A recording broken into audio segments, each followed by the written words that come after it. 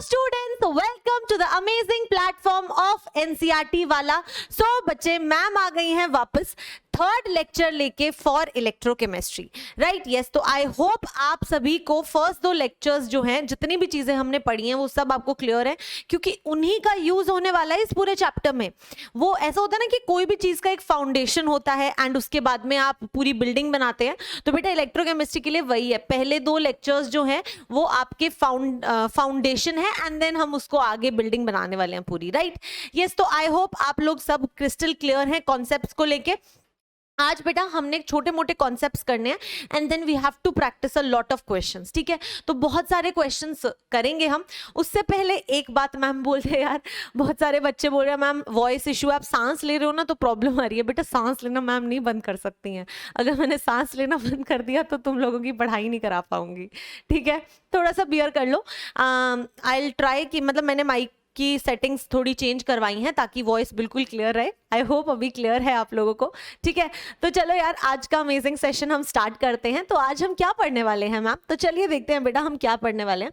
आज हम पढ़ने वाले हैं अबाउट इलेक्ट्रोकेमिकल सीरीज। जो आपने इलेक्ट्रोड पोटेंशियल्स पढ़े थे लास्ट क्लास में, उन्हीं के बेसिस पे बेटा एक ना सीरीज बनी जिसे कहते हैं इलेक्ट्रोकेमिकल सीरीज, और ये सीरीज केमिस्ट्री में ना बहुत सारी जगहों पे यूज होती है। तो आज हम इसको समझेंगे, ठीक है? उसके बाद में हम रिडक्शन पोटेंशियल को थोड़ा और डिटेल में डिस्कस करेंगे एंड देन हम नर्स्ड इक्वेशन भी डिस्कस करने वाले हैं। तो आज के सेशन में भी बहुत सारी अमेजिंग चीजें होने वाली हैं। एक बात तो आप लोग मानते हो ना, केमिस्ट्री इंटरेस्टिंग है कि नहीं? सच बताओ, केमिस्ट्री इंटरेस्टिंग है ना? हर चीज का रीजन है भाई, हर चीज का रीजन है, तो chemistry interesting. It is not exceptions. ये केमिस्ट्री को बदनाम करके रखा है, ऐसा बिल्कुल भी नहीं है। इतनी इजी है, इतनी कंसेप्चुअल है, इतनी इंटरेस्टिंग है ना? अग्री करते हो मेरे साथ तो बताना मुझे। ओके बेटा, चलो अब हम स्टार्ट करते हैं। तो इलेक्ट्रोकेमिकल सीरीज जब हम शुरू करेंगे उससे पहले मैंने आपको आई थिंक सो एक इंपॉर्टेंट चीज बताई थी ना, रिडक्शन पोटेंशियल। रिडक्शन पोटेंशियल क्या होता है मैम? रिडक्शन पोटेंशियल ये होता है कि एक एलिमेंट जो है वो अपने आप को कितना रिड्यूस करना चाहता है, राइट? यस, याद है आपको मैम ने एक SHE बताया था, एक मैंने SHE शी बताया था, पावरफुल शी, है ना? मैम ने बताया था कि भाई ये शी थी, यानी कि ये आपका स्टैंडर्ड हाइड्रोजन इलेक्ट्रोड था जिसने अपना बलिदान दिया था, जिसके बेसिस पर आपने बाकी सबके इलेक्ट्रोड पोटेंशियल्स कैलकुलेट करने सीखे थे, है ना बेटा? हाँ, तो इसी के साथ रेफरेंस में लेके अलग अलग सारे मेटल्स के हमने क्या किए? पोटेंशियल्स कैलकुलेट कर लिए, ठीक है? यस, अब ये स्टैंडर्ड हाइड्रोजन इलेक्ट्रोड था और इसका जो रिडक्शन पोटेंशियल था उसको 0 वैल्यू दी गई थी, ठीक है? अब इससे ज्यादा जिसका रिडक्शन पोटेंशियल आया उनको हाइड्रोजन के नीचे रख दिया गया, और जिनका रिडक्शन पोटेंशियल हाइड्रोजन से कम आया उसको ऊपर रख दिया गया।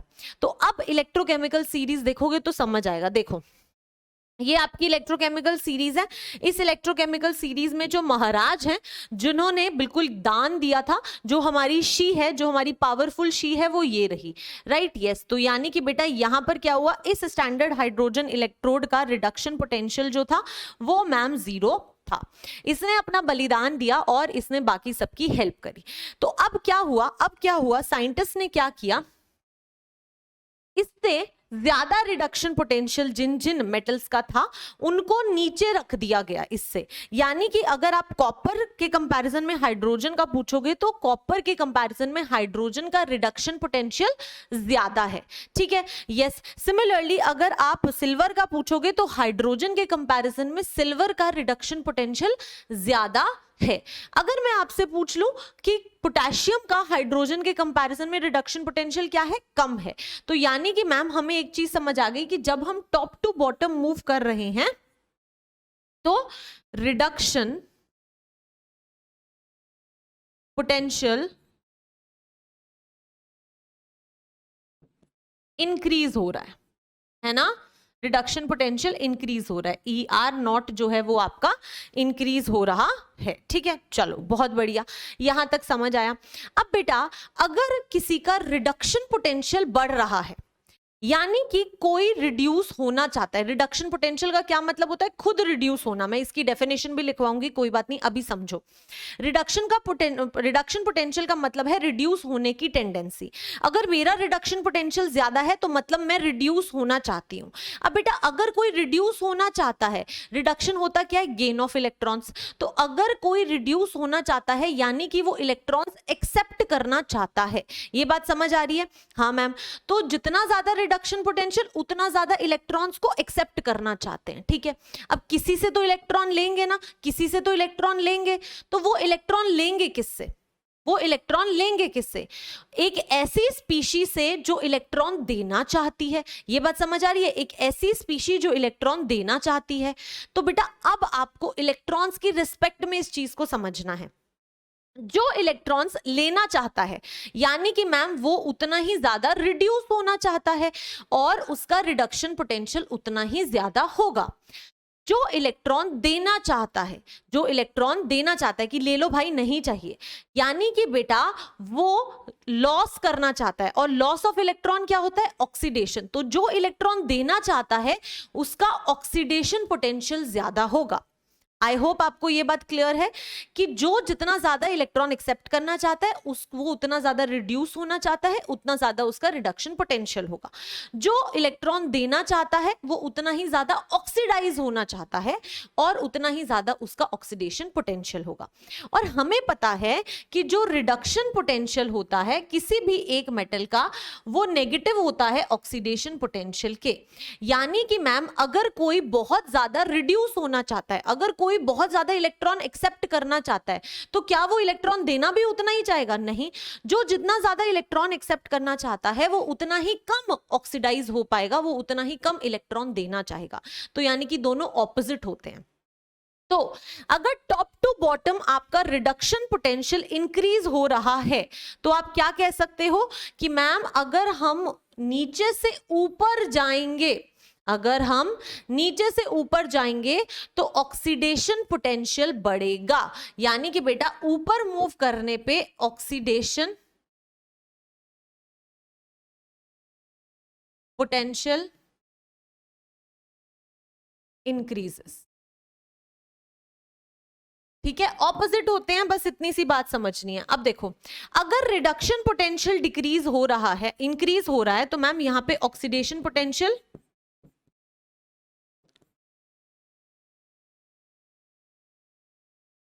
डिक्रीज हो रहा होगा। और अगर नीचे से ऊपर जाते हुए ऑक्सीडेशन पोटेंशियल इंक्रीज हो रहा है तो पक्का reduction potential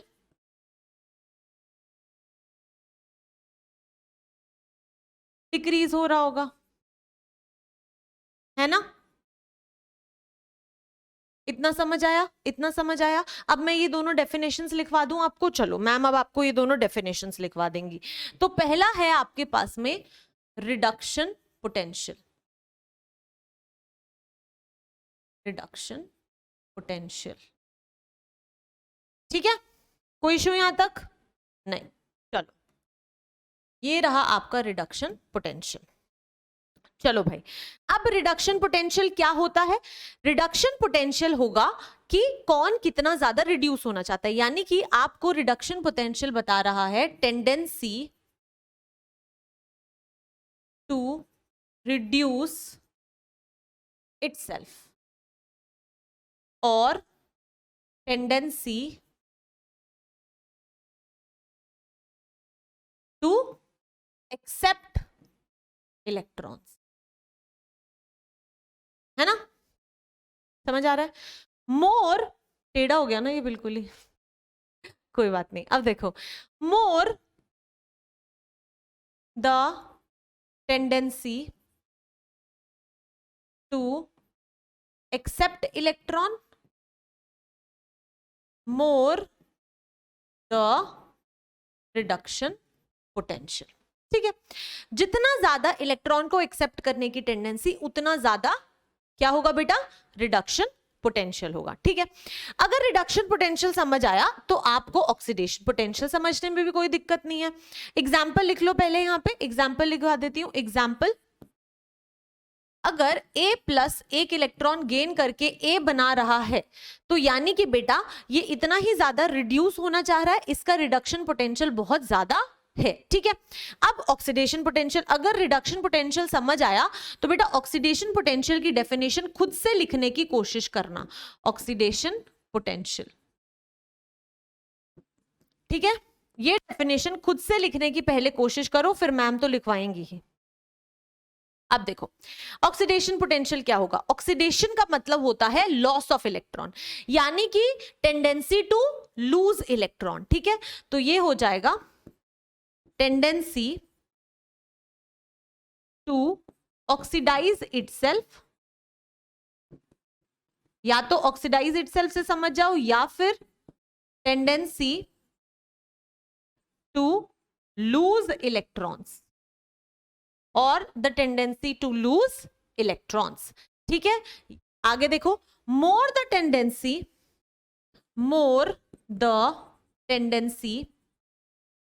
to lose electron, more the oxidation potential. जितना ज्यादा इलेक्ट्रॉन्स को लूज करने का मन होगा उसका, उतना ही ज्यादा उसका ऑक्सीडेशन पोटेंशियल होगा और उतना ही कम उसका रिडक्शन पोटेंशियल होगा, ठीक है। एग्जाम्पल लिख लो, एग्जाम्पल लिख लो। मान लो आपके पास में A था जो आपको A प्लस प्लस इलेक्ट्रॉन दे रहा है, तो ये क्या हो जाएगा बेटा, दिस इज योर ऑक्सीडेशन। अगर आप ध्यान से देखो तो आप यहां से ये इंफॉर्मेशन लिख सकते हो that E naught reduction potential is always equal to minus E naught of oxidation potential। Particular एक मेटल के लिए रिडक्शन पोटेंशियल हमेशा उसके ऑक्सीडेशन पोटेंशियल के नेगेटिव में होगा। एक अगर ज्यादा है तो दूसरी उसकी पावर जो होगी, पोटेंशियल जो होगा वो कम ही होगा, ठीक है। आई होप यहां तक किसी को कोई डाउट नहीं है। ऑक्सीडेशन पोटेंशियल, रिडक्शन पोटेंशियल बिल्कुल क्लियर है। इसी इलेक्ट्रोकेमिकल सीरीज के बेसिस पे हमने ये लिख दिया, आपको समझ आ गया। अब देखो ये कहानी समझ आई तो अब हम एक और नई कहानी पढ़ेंगे which is your reducing agents and oxidising agents. अब ये क्या होते हैं, ठीक है। पहला है आपका रिड्यूसिंग एजेंट, ठीक है। अब इसको कैसे समझना है, अगेन मैम एक कहानी के थ्रू समझाएंगी। रिड्यूसिंग एजेंट, ठीक है। अब बेटा आपको सोचना क्या है, आप ऐसे सोचो कि मैम जो हम कभी भी मूवीज में हमने देखा होगा कि जो मैम एजेंट्स होते हैं वो क्या करते हैं। एजेंट क्या होता है बेटा, एजेंट आपके लिए मतलब आप उसे हायर करते हो और वो कोई काम करता है ना। जैसे कि वो होता है, डिटेक्टिव्स होते हैं, उसे भी एजेंट कहते हैं। डिटेक्टिव ब्योमकेश बख्शी, है ना, ये नाम तो सुना होगा। Yes ma'am. तो बेटा वो क्या था, वो एक एजेंट था। आप उसे हायर करते हो और फिर वो आपके लिए काम करता है। वो खुद के लिए तो काम नहीं करता, नहीं, वो आपके लिए काम करता है, यानी कि वो कोई दूसरे के लिए काम कर रहा है। तो अगर रिड्यूसिंग एजेंट है तो वो अपने लिए काम नहीं कर रहा, वो रिड्यूस किसी और को करेगा। रिड्यूसिंग एजेंट, देखो बहुत कंफ्यूजन होती है कि क्या करता है रिड्यूसिंग एजेंट, इसको ऐसे ही समझना हमेशा। एजेंट दूसरे के लिए काम करता है, अगर वो दूसरे के लिए काम करता है तो रिड्यूसिंग एजेंट दूसरे को रिड्यूस करेगा, राइट, वो दूसरे को रिड्यूस करेगा। अब रिड्यूस करने का मतलब क्या होता है कि दूसरा इलेक्ट्रॉन एक्सेप्ट करे, ठीक है। अब अगर कोई बंदा इलेक्ट्रॉन एक्सेप्ट कर रहा है, अगर कोई उसको हेल्प करा रहा है इलेक्ट्रॉन एक्सेप्ट कराने में, तो वो कैसे हेल्प करा सकता है, अगर वो खुद उसको इलेक्ट्रॉन दे दे तो दूसरा वाला उसको एक्सेप्ट कर लेगा और रिड्यूस हो जाएगा। यानी कि reducing agent actually reduces the other metals. Reducing agents actually reduce the other metals. अगर दूसरा रिड्यूस हो रहा है तो जो रिड्यूसिंग एजेंट होगा वो खुद क्या करेगा, वो खुद इलेक्ट्रॉन्स लूज करेगा ताकि वो रिड्यूस हो, ताकि वो इलेक्ट्रॉन्स एक्सेप्ट करे, है ना। इस चीज को समझने की बड़ी जरूरत है। तो रिड्यूसिंग एजेंट दूसरे को रिड्यूस करता है लेकिन खुद क्या होता है, ऑक्सीडाइज होता है। आई होप ये चीज समझ आई, तो इसको लिख लो भाई। Reducing agent, it reduces other and itself gets oxidized। मतलब कि दूसरे को रिड्यूस करने में हेल्प कर रहा है, यानी कि उसको इलेक्ट्रॉन दे रहा है। अगर उसको इलेक्ट्रॉन दे रहा है तो खुद क्या हो रहा है, ऑक्सीडाइज हो रहा है। तो वही लिखा है यहाँ पे, it reduces others and itself gets oxidised. अब अगर एक रिड्यूसिंग एजेंट खुद ऑक्सीडाइज होता है तो वो जितना आसानी से इलेक्ट्रॉन लूज कर पाएगा उतना ही ज्यादा वो दूसरे को रिड्यूस कर पाएगा, है ना। तो यानी कि मैम अगर एक रिड्यूसिंग एजेंट का ऑक्सीडेशन पोटेंशियल ज्यादा है तो इसका मतलब है कि उसके इलेक्ट्रॉन को लूज करने की टेंडेंसी बहुत ज्यादा है, तो वो इलेक्ट्रॉन बहुत आसानी से लूज कर देगा। और अगर वो बहुत आसानी से लूज कर देगा तो दूसरे को बहुत आसानी से रिड्यूस भी कर देगा। यानी कि what we can say that more the oxidation potential of, बेटा रिड्यूसिंग एजेंट को आर ए से रिप्रेजेंट करूंगी बार बार, तो more the oxidation potential of reducing agent, more better the reducing agent. यानी कि जितना ज्यादा रिड्यूस करेगा उतना, जितना ज्यादा खुद का ऑक्सीडेशन पोटेंशियल होगा उतना ही ज्यादा अच्छा वो रिड्यूसिंग एजेंट होगा। ठीक है, अगर ये बात समझ आई तो अब क्या करो बेटा, ऑक्सीडाइजिंग एजेंट की डेफिनेशन वीडियो को पॉज करके खुद लिखो, ऑक्सीडाइजिंग एजेंट। ठीक है, अब इसकी वीडियो को पॉज करके खुद लिखो, इसको सोचो क्या कह रहा है ये। अगर ऑक्सीडाइजिंग एजेंट है तो यानी कि मैम वो एक एजेंट है जो किसी और को ऑक्सीडाइज करता है। ऑक्सीडाइज होता क्या है, इलेक्ट्रॉन्स को एक्सेप्ट करना। अगर कोई किसी को ऑक्सीडाइज कर रहा है यानी कि उसको खुद को क्या करना पड़ेगा, दूसरे को ऑक्सीडाइज कर रहा है, मतलब कि दूसरा इलेक्ट्रॉन दे रहा है। ऑक्सीडेशन क्या होता है, लॉस ऑफ इलेक्ट्रॉन। तो दूसरा बड़ी आसानी से इलेक्ट्रॉन दे रहा है, अगर वो इलेक्ट्रॉन दे रहा है तो उसको एक्सेप्ट करेगा ना ऑक्सीडाइजिंग एजेंट।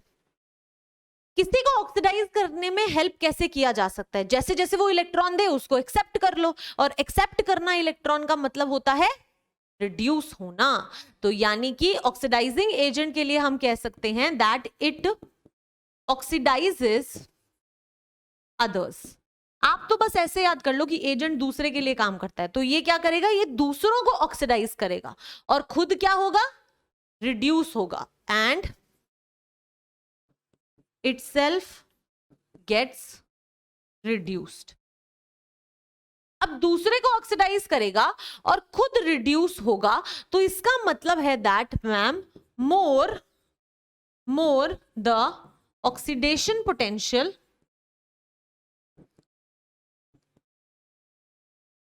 बेटर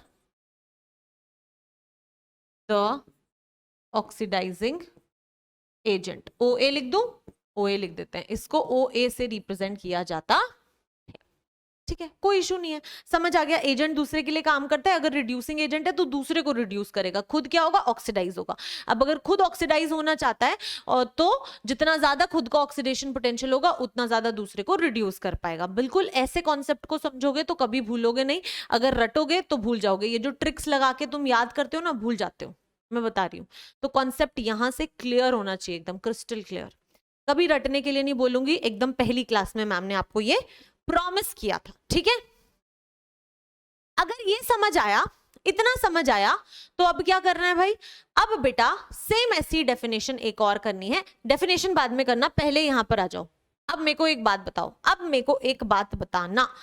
बात मुझे ये बतानी है कि एक है आपके पास में लिथियम और एक है आपके पास में मान लो गोल्ड। ठीक है, तो बेटा लिथियम का कौन सा पोटेंशियल ज्यादा है, लिथियम का कौन सा पोटेंशियल ज्यादा है।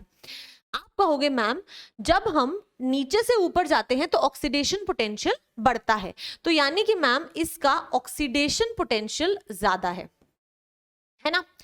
अगर बेटा इसका ऑक्सीडेशन पोटेंशियल ज्यादा है यानी कि ये बहुत ही ज्यादा ऑक्सीडाइज होना चाहता है। अब अगर ये बहुत ही ज्यादा ऑक्सीडाइज होना चाहता है तो दूसरे को क्या करेगा मैम, दूसरे को रिड्यूस करेगा, है ना।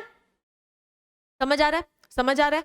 अगर खुद ऑक्सीडाइज हो रहा है तो दूसरे को रिड्यूस करेगा, और अगर दूसरे को रिड्यूस करेगा तो लिथियम क्या हो जाएगा, बेस्ट। लिथियम क्या हो जाएगा, बेस्ट रिड्यूसिंग एजेंट। तो हम क्या कहेंगे, दैट यहां से रिड्यूसिंग हम लिख सकते हैं बेस्ट रिड्यूसिंग एजेंट।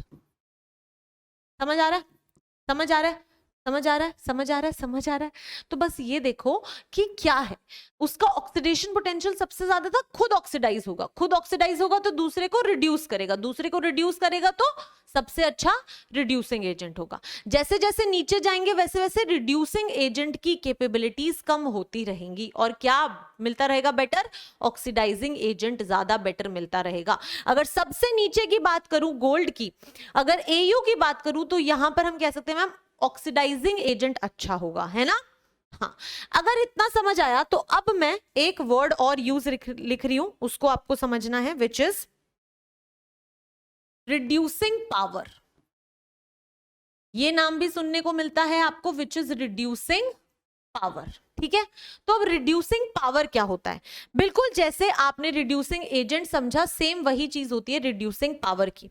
सोचो पावर क्या होता है भाई, किसी और पे पावर शो करते हो ना अपनी, किसी और पे पावर शो करते हो, तो अगर किसी की रिड्यूसिंग पावर बहुत ज्यादा है तो दूसरे को रिड्यूस करने की पावर बहुत ज्यादा है। अगर किसी की रिड्यूसिंग पावर बहुत ज्यादा है तो दूसरे को रिड्यूस करने की पावर बहुत ज्यादा है, तो अगर दूसरे को रिड्यूस कर रहा है तो खुद क्या होगा, ऑक्सीडाइज होगा, राइट। तो यानी कि फिर से लिख सकते हो, इटसेल्फ गेट्स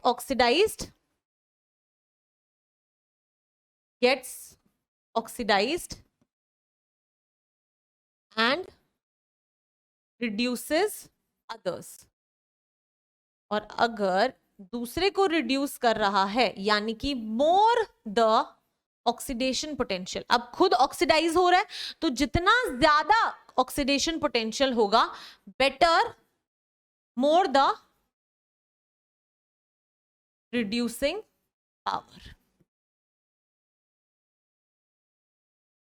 समझ आ रहा है, अगर ये समझ आ रहा है, अगर ये समझ आ रहा है तो ये आप लिख दो, ऑक्सीडाइजिंग पावर, ऑक्सीडाइजिंग पावर। अभी तो सिर्फ डेफिनेशंस लिखवा रही हूं, फिर बहुत सारे सवाल कराऊंगी क्योंकि ऐसे सवाल ही आपसे पूछे जाते हैं। ठीक है, चलो अब क्या होगा, ऑक्सीडाइजिंग पावर है तो दूसरे को ऑक्सीडाइज करना है, दूसरे की ऑक्सीडाइज करने की पावर, तो खुद क्या होगा, रिड्यूस होगा, तो लिखोगे itself gets reduced oxidises others, oxidises others, है ना। हाँ, तो मोर द रिड्यूसिंग पोटेंशियल, जितना ज्यादा रिडक्शन पोटेंशियल होगा उतना ज्यादा खुद रिड्यूस होगा और उतना ही बेटर क्या ज्यादा होगी उसकी ऑक्सीडाइजिंग पावर। ठीक है, तो more the reduction potential, more the oxidising power. Question से समझाऊंगी बेटा, डोंट वरी, अभी आप बस इस चीज को लिख लो, क्वेश्चन से भी हम इन चीजों को समझेंगे। ठीक है, एक क्वेश्चन मैं अपना बनाऊंगी अभी, अभी आप पहले, मैं वीडियो को पॉज कर देती हूँ, मतलब मैं साइड हो जाती हूँ, आप इन सब चीजों को लिख लो पॉज करके, ये लिख लो, फिर ये लिख लो, फिर ये लिख लो। ठीक है, चलो अब करते हैं शुरू। ठीक है, हाँ, तो अब मैं आपको यही सारी चीजें जो हमने पढ़ी हैं इसको मैं आपको एक क्वेश्चन के थ्रू समझाती हूँ। क्वेश्चन कहता है that imagine you have E not of a plus two a equal to plus 2.34 volt, you have E not of b plus two b equal to plus 0.34 volt, you have E nought c plus two c equal to minus 3.71 volt. पहला आपको मेरे को बताना है best reducing agent, ठीक है, और दूसरा आपको मेरे को बताना है बेस्ट ऑक्सीडाइजिंग एजेंट। ठीक है, चलो पहले वीडियो को पॉज करो, खुद ट्राई करो, फिर मैम तो है ही आपको बताने के लिए। ठीक है, चलो करो बेटा, वीडियो को पॉज करो, पहले खुद ट्राई करो। ओके, आई होप वीडियो को पॉज करके खुद ट्राई किया होगा। अब देखो बेटा, अगर आप क्वेश्चन को ध्यान से देखो तो आपको दिया क्या हुआ है, मैम मेरे को A प्लस से A में जा रहे हैं, यानी कि रिएक्शन क्या होगी, A plus plus electron will give you A। तो मैम जो मुझे दे रखे हैं वो सारे क्या हैं, रिडक्शन पोटेंशियल्स हैं। तो बेटा ये सारे के सारे आपके रिडक्शन पोटेंशियल है, देखो ये भी रिडक्शन है, ये भी रिडक्शन है, तो मैम ये सारे मेरे रिडक्शन पोटेंशियल्स हैं, ठीक है। ओके इसको मैं यहां लिख देती हूं, A plus plus electron gives you A, ठीक है। हाँ, अगर रिडक्शन पोटेंशियल दिए हुए हैं तो क्या आप ऑक्सीडेशन पोटेंशियल्स निकाल सकते हो, बिल्कुल मैम। ऑक्सीडेशन पोटेंशियल जो होगा that is equal to minus of reduction potential, यानी कि ये हो जाएगा माइनस 2.34 वोल्ट, ये हो जाएगा माइनस 0.34 वोल्ट, और ये हो जाएगा प्लस 3.71 वोल्ट, है ना। ये हो जाएगा ऑक्सीडेशन पोटेंशियल्स।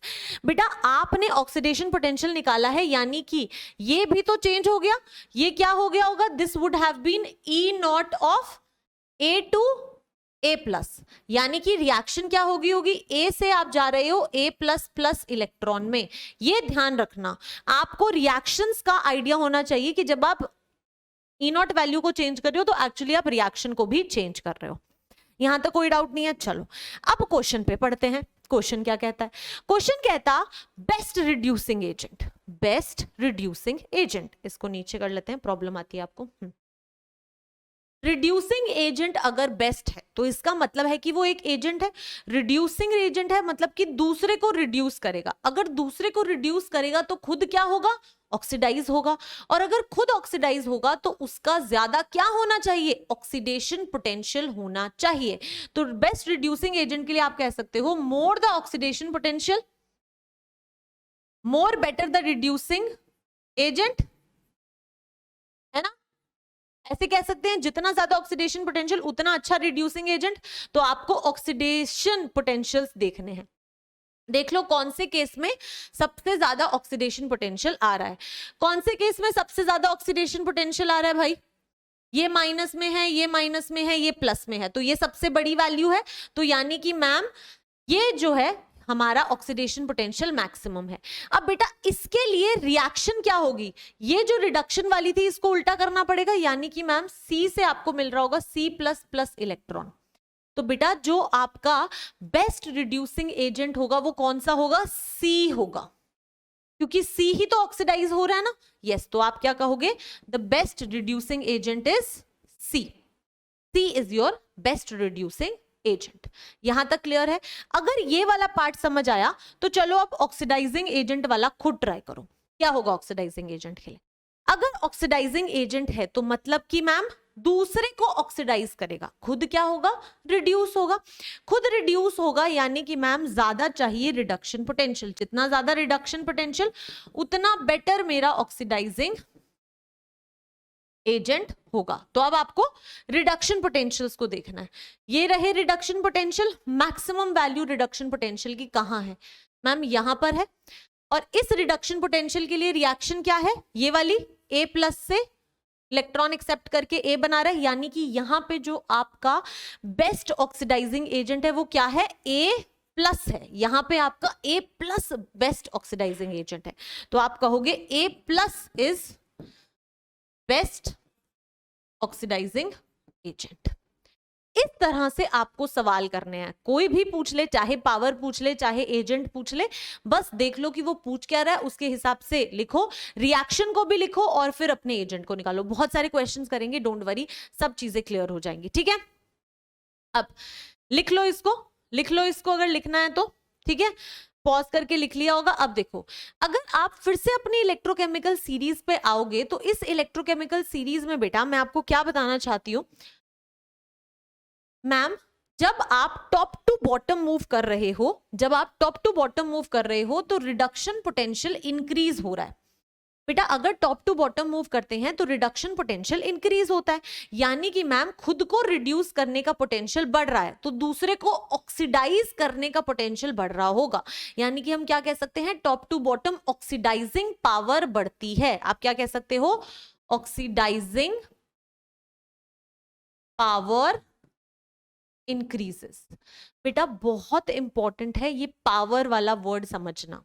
अगर रिडक्शन पोटेंशियल इंक्रीज हो रहा है तो खुद को रिड्यूस करना बढ़ रहा है, दूसरे को ऑक्सीडाइज करने की पावर बढ़ रही है, तो आपकी ऑक्सीडाइजिंग पावर भी बढ़ रही है। अगर आप टॉप टू बॉटम मूव करते हो, इस पेन से लिखूं, ग्रीन से लिख देती हूं, अगर आप टॉप टू बॉटम मूव कर, अब ये रिडक्शन पोटेंशियल लिख लिया, सेम इसी तरह से अब आप यहां पर टॉप टू बॉटम अगर मूव करोगे तो आपको पता है ऑक्सीडेशन पोटेंशियल इंक्रीज हो रहा है टॉप टू बॉटम में। अगर ऑक्सीडेशन पोटेंशियल इंक्रीज हो रहा है यानी कि खुद को ऑक्सीडाइज करने का पोटेंशियल बढ़ रहा है, तो दूसरे को रिड्यूस करने की पावर बढ़ रही है, यानी कि नीचे से ऊपर जाओगे तो क्या लिखोगे, रिड्यूसिंग पावर इंक्रीजेस। तो क्या होगा बेटा, रिड्यूसिंग पावर आपकी इंक्रीज होगी। ठीक है, तो top to bottom oxidising power बढ़ती है, नीचे से ऊपर जाते हैं तो रिड्यूसिंग पावर बढ़ती है। कॉन्सेप्ट क्लियर है ना? तो ये सब आप खुद लिख सकते हो, इसमें कोई कंफ्यूजन वाली बात नहीं है। ठीक है, मैं बार बार क्वेश्चन कराऊंगी तो रटा भी दूंगी ये सारी चीजें, ये लिख लो, फिर हम आगे बढ़ेंगे। तब तक मैम पानी पी रही हैं। ठीक है, चलो लिखो इसे।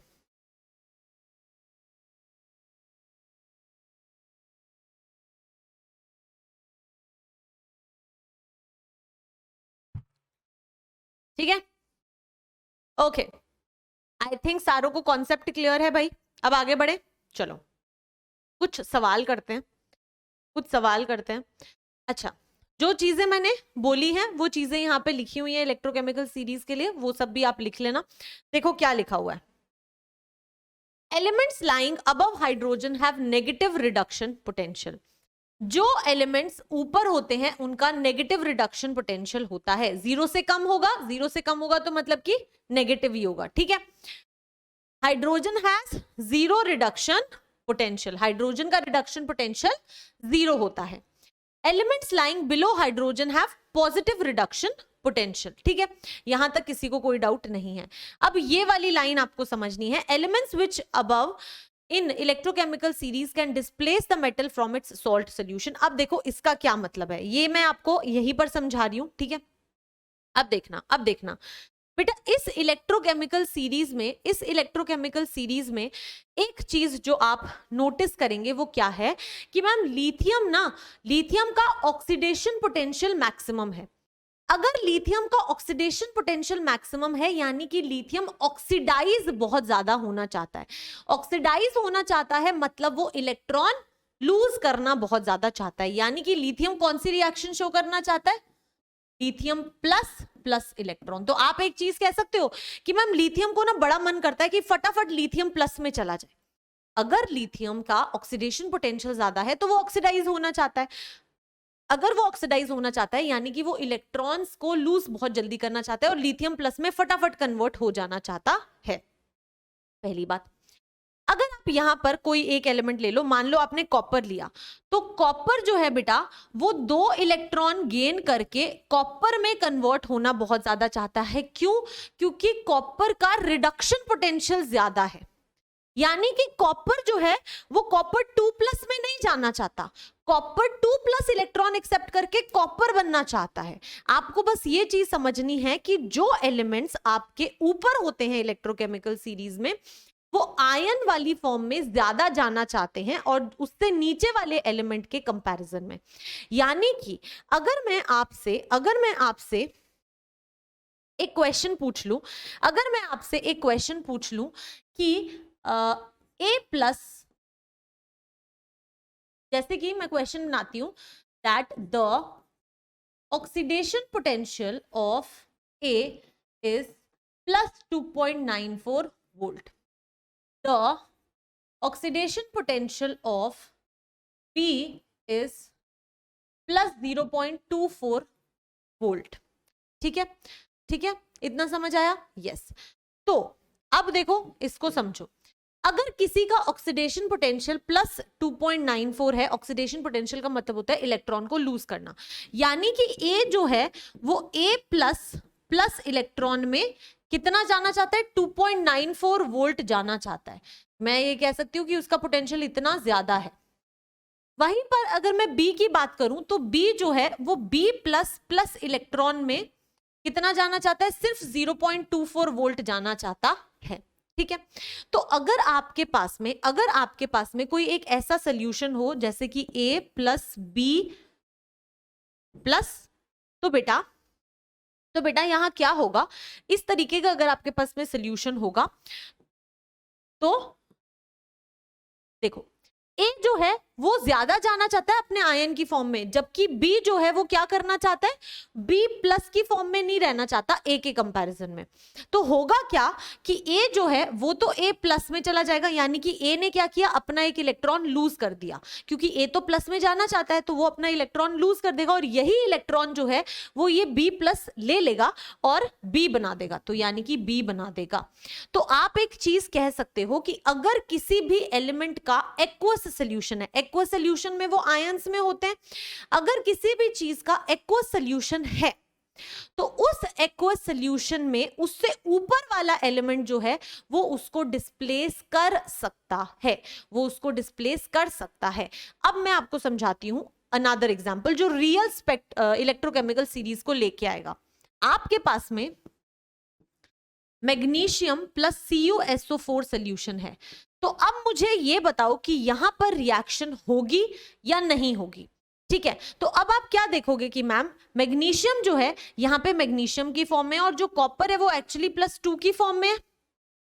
अगर आप इलेक्ट्रोकेमिकल सीरीज देखोगे तो इलेक्ट्रोकेमिकल सीरीज में मैम मैग्नीशियम जो है वो यहां पे है और कॉपर जो है वो यहां पे है, यानी कि मैम मैग्नीशियम का ऑक्सीडेशन पोटेंशियल ज्यादा है कॉपर से। अगर मैग्नीशियम का ऑक्सीडेशन पोटेंशियल कॉपर से ज्यादा है, मतलब कि मैग्नीशियम अपने आयन में ज्यादा कन्वर्ट होना चाहता है, जबकि कॉपर क्या चाहता है, कॉपर इलेक्ट्रॉन एक्सेप्ट करके रिड्यूस होना चाहता है, मैग्नीशियम ऑक्साइड बनाना चाहता है, मैग्नीशियम ऑक्सीडाइज होना चाहता है, लेकिन कॉपर नहीं होना चाहता। तो यानी कि बेटा अगर मैग्नीशियम कॉपर से ऊपर है तो यहां पर क्या होगा, मैग्नीशियम जो है वो कॉपर को डिस्प्लेस कर देगा और कॉपर ऐसे आ जाएगा। अब मैग्नीशियम आपका +2 में हो गया क्योंकि मैग्नीशियम ये चाहता था। ठीक है, अब अगर ऐसा ही आपका क्वेश्चन होता कि आपके पास में कॉपर होता और आपके पास में मैग्नीशियम सल्फेट होता, MgSO4 होता, तो क्या यहां पे कॉपर मैग्नीशियम को डिस्प्लेस करता? मैग्नीशियम यहां पे +2 में है और कॉपर में है। भाई कॉपर की तरह ही रहना चाहता है और मैग्नीशियम +2 में ही रहना चाहता है, तो यहां पे बेटा नो रिएक्शन, कोई भी रिएक्शन नहीं होता। तो अगर आपको समझना है तो आप समझ सकते हो कि जो ऊपर वाले होते हैं वो ज्यादा ऑक्सीडाइज होना चाहते हैं नीचे वाले के कंपैरिजन में। तो कभी भी कोई सोल्यूशन आया तो ऊपर वाला नीचे वाले को डिस्प्लेस कर सकता है, लेकिन नीचे वाला ऊपर वाले को डिस्प्लेस नहीं कर सकता। ठीक है, ऐसे समझ लो। नहीं तो आप ये याद कर लो कि जब भी कोई सोल्यूशन आएगा तो अगर इलेक्ट्रोकेमिकल सीरीज में वो ऊपर है तो वो उसको डिस्प्लेस कर देगा, अगर वो इलेक्ट्रोकेमिकल सीरीज में उस सोल्यूशन के अंदर जो मेटल है उसके नीचे है तो वो उसको डिस्प्लेस नहीं करेगा। आपकी मर्जी है, अगर आप याद करना चाहते हो याद कर लो, नहीं तो समझ लो कि ये कैसे होता है। ठीक है, वही लाइन यहां लिखी है कि जो एलिमेंट है इलेक्ट्रोकेमिकल सीरीज में above that can displace the metal from its salt solution, वो उसके सॉल्ट सोल्यूशन में उसको डिस्प्लेस कर सकता है अगर ऊपर है तो, लेकिन अगर नीचे है तो नहीं कर पड़ेगा। Lying below in the electrochemical series. ठीक है, ऐसे क्वेश्चंस आपसे पूछे जाते हैं, हम करेंगे भी। आपके पास में पहला सवाल आ गया है और बेटा ये आपके एनसीईआरटी के सवाल हैं। ठीक है, तो आप बहुत ज्यादा बोलते हो कि मैम एनसीईआरटी के क्वेश्चंस भी कराया करिए, तो लीजिए आपके सामने एनसीईआरटी का सवाल आ गया है, तो ट्राई करो इस सवाल को। ठीक है, ट्राई करो बेटा। क्या कहता है, कहता arrange the following metals in the order in which they displace each other from the solution of their salts. बहुत सीधी सी बात है कि उस ऑर्डर में लिखो जो वो डिस्प्लेस करते हो। आपको पता है कि जो इलेक्ट्रोकेमिकल सीरीज में सबसे ऊपर है वो अपने से नीचे वाले सभी को डिस्प्लेस कर सकता है, जैसे कि लिथियम, और यहां पे है मैग्नीशियम और यहां पे है कॉपर। तो बेटा लिथियम जो है वो मैग्नीशियम के सोल्यूशन को भी डिस्प्लेस कर सकता है और कॉपर के सोल्यूशन को भी डिस्प्लेस कर सकता है, लेकिन जो मैग्नीशियम है वो लिथियम के सोल्यूशन को डिस्प्लेस नहीं कर सकता क्योंकि वो उससे ऊपर है। ठीक है, ये वाली चीज आपको समझनी है। तो आपको यहाँ पे ऑप्शंस दिए हुए हैं aluminium, copper, iron, magnesium and zinc. ठीक है, तो इसके लिए आपको इलेक्ट्रोकेमिकल सीरीज याद होनी चाहिए। अगर आप इलेक्ट्रोकेमिकल सीरीज देखोगे तो आप क्या कहोगे मैम कि सबसे ऊपर हमारे पास में यहां पर है मैग्नीशियम, उसके बाद में आ रहा है aluminium, magnesium aluminium then iron, zinc कहां पे है भाई, मैग्नीशियम एल्यूमिनियम जिंक, ठीक है। तो बेटा इस तरीके से मैग्नीशियम एल्यूमिनियम जिंक फिर आयरन, तो मैग्नीशियम हो गया, एल्यूमिनियम हो गया, जिंक हो गया, आयरन हो गया और फिर है यहां पे कहीं पे कॉपर, ठीक है। अब आपको बताना है, आपको करेक्ट ऑर्डर बताना है कि वो किस तरीके से डिस्प्लेस कर पाएंगे। अब आपको पता है कि यहां पे मैग्नीशियम सबसे ऊपर है, तो मैग्नीशियम तो हर किसी के सॉल्यूशन को डिस्प्लेस कर देगा, तो यानी कि मैग्नीशियम की डिस्प्लेस करने की टेंडेंसी सबसे ज्यादा है। अब एल्यूमिनियम जो है वो नीचे के तीनों के सॉल्यूशन को तो डिस्प्लेस कर देगा, लेकिन मैग्नीशियम के सॉल्यूशन को डिस्प्लेस नहीं कर पाएगा। तो यानी कि मैम इसके बाद आएगा एल्यूमिनियम बेटा, फिर आएगा आपका जिंक, फिर आएगा आपका आयरन और लास्ट आएगा आपका कॉपर। कॉपर किसी को भी डिस्प्लेस नहीं कर पाएगा, ठीक है। ये आपको समझना है कि जो ऊपर वाला मेटल होता है वो नीचे वाले मेटल्स के एक्वस सॉल्यूशन से उनको डिस्प्लेस कर सकता है। बार बार फोकस कर रही हूं बेटा क्योंकि ऐसे कंसेप्चुअल क्वेश्चन सीयूईटी में आएंगे ही आएंगे, मेरे से लिखवा के ले लो। और फिर अच्छे क्वेश्चंस बनाने का पॉसिबिलिटी कहां से है, यही तो है। तो आपको ऐसे सवालों को करने का तरीका समझना होगा, थोड़ी मेहनत करना, हो जाएगा, डोंट वरी, ठीक है। चलो आगे बढ़े। अगला सवाल कहता है that given the standard electrode potentials, आपको इलेक्ट्रोड पोटेंशियल्स गिवन है, ठीक है, ये सारे दिए हुए हैं और आपको बताना है बेटा ये वाली वैल्यू जो है ना, मैं इसको यहां लिख देती हूं, दिस इज -0.74 वोल्ट, ठीक है। ये इसको छोड़ दो, मैंने वहां लिख दिया।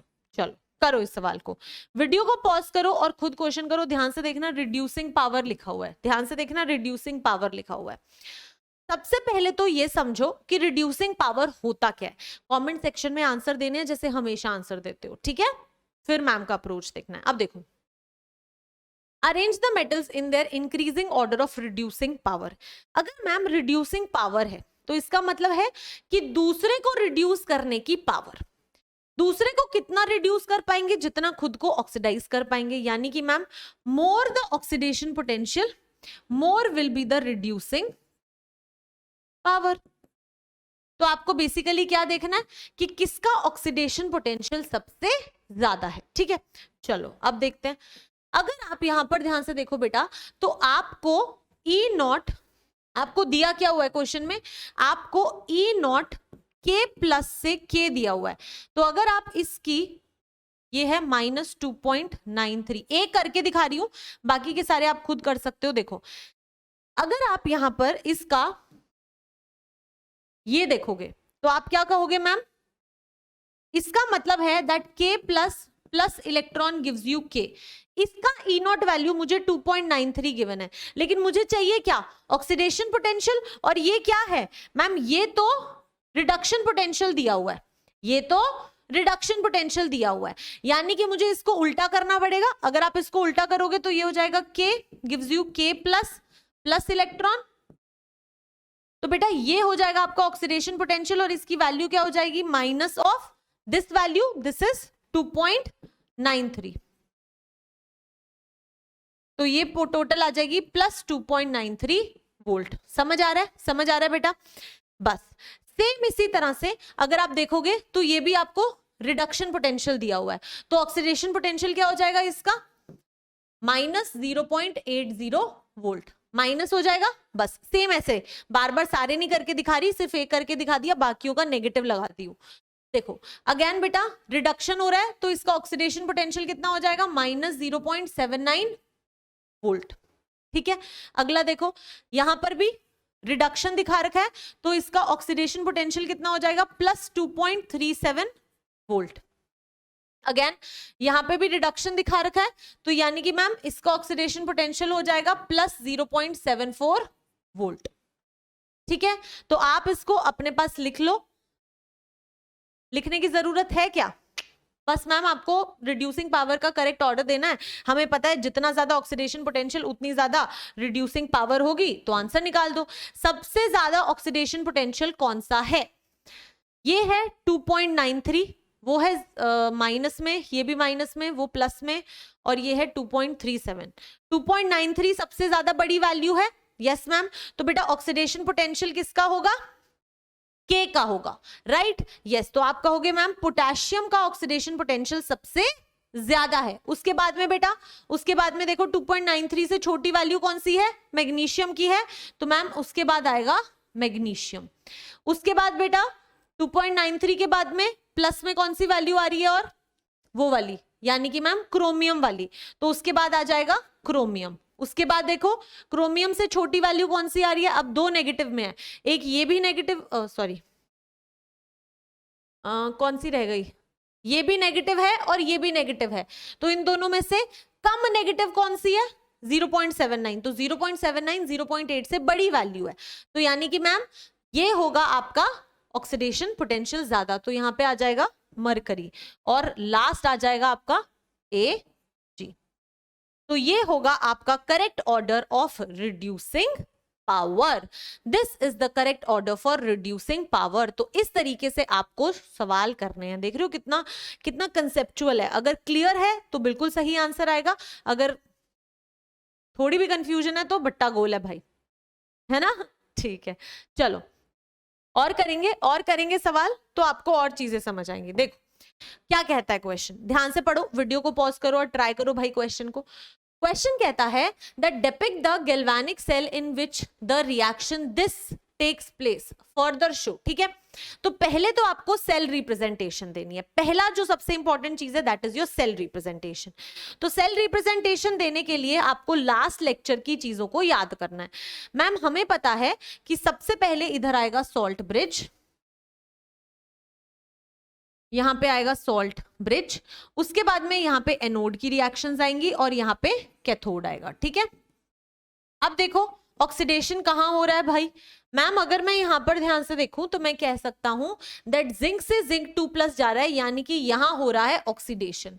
अगर ये ऑक्सीडेशन है तो ये है आपका एनोड, है ना, ये है आपका एनोड।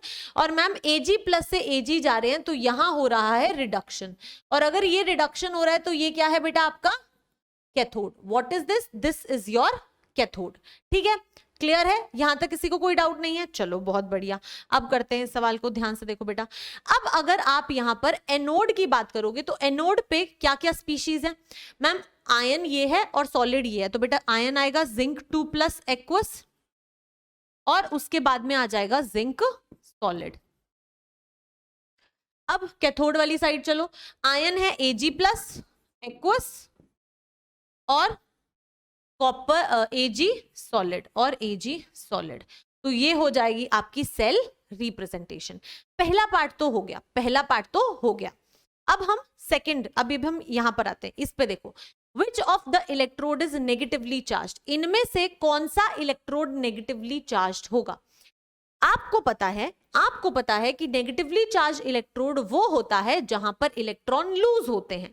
इलेक्ट्रॉन लूज कहां हो रहे हैं? एनोड में हो रहे हैं, तो एनोड आपका नेगेटिवली चार्ज इलेक्ट्रोड होता है, राइट। तो आप कहोगे एनोड इज नेगेटिवली चार्ज, और यहां पर आपका एनोड क्या है बेटा?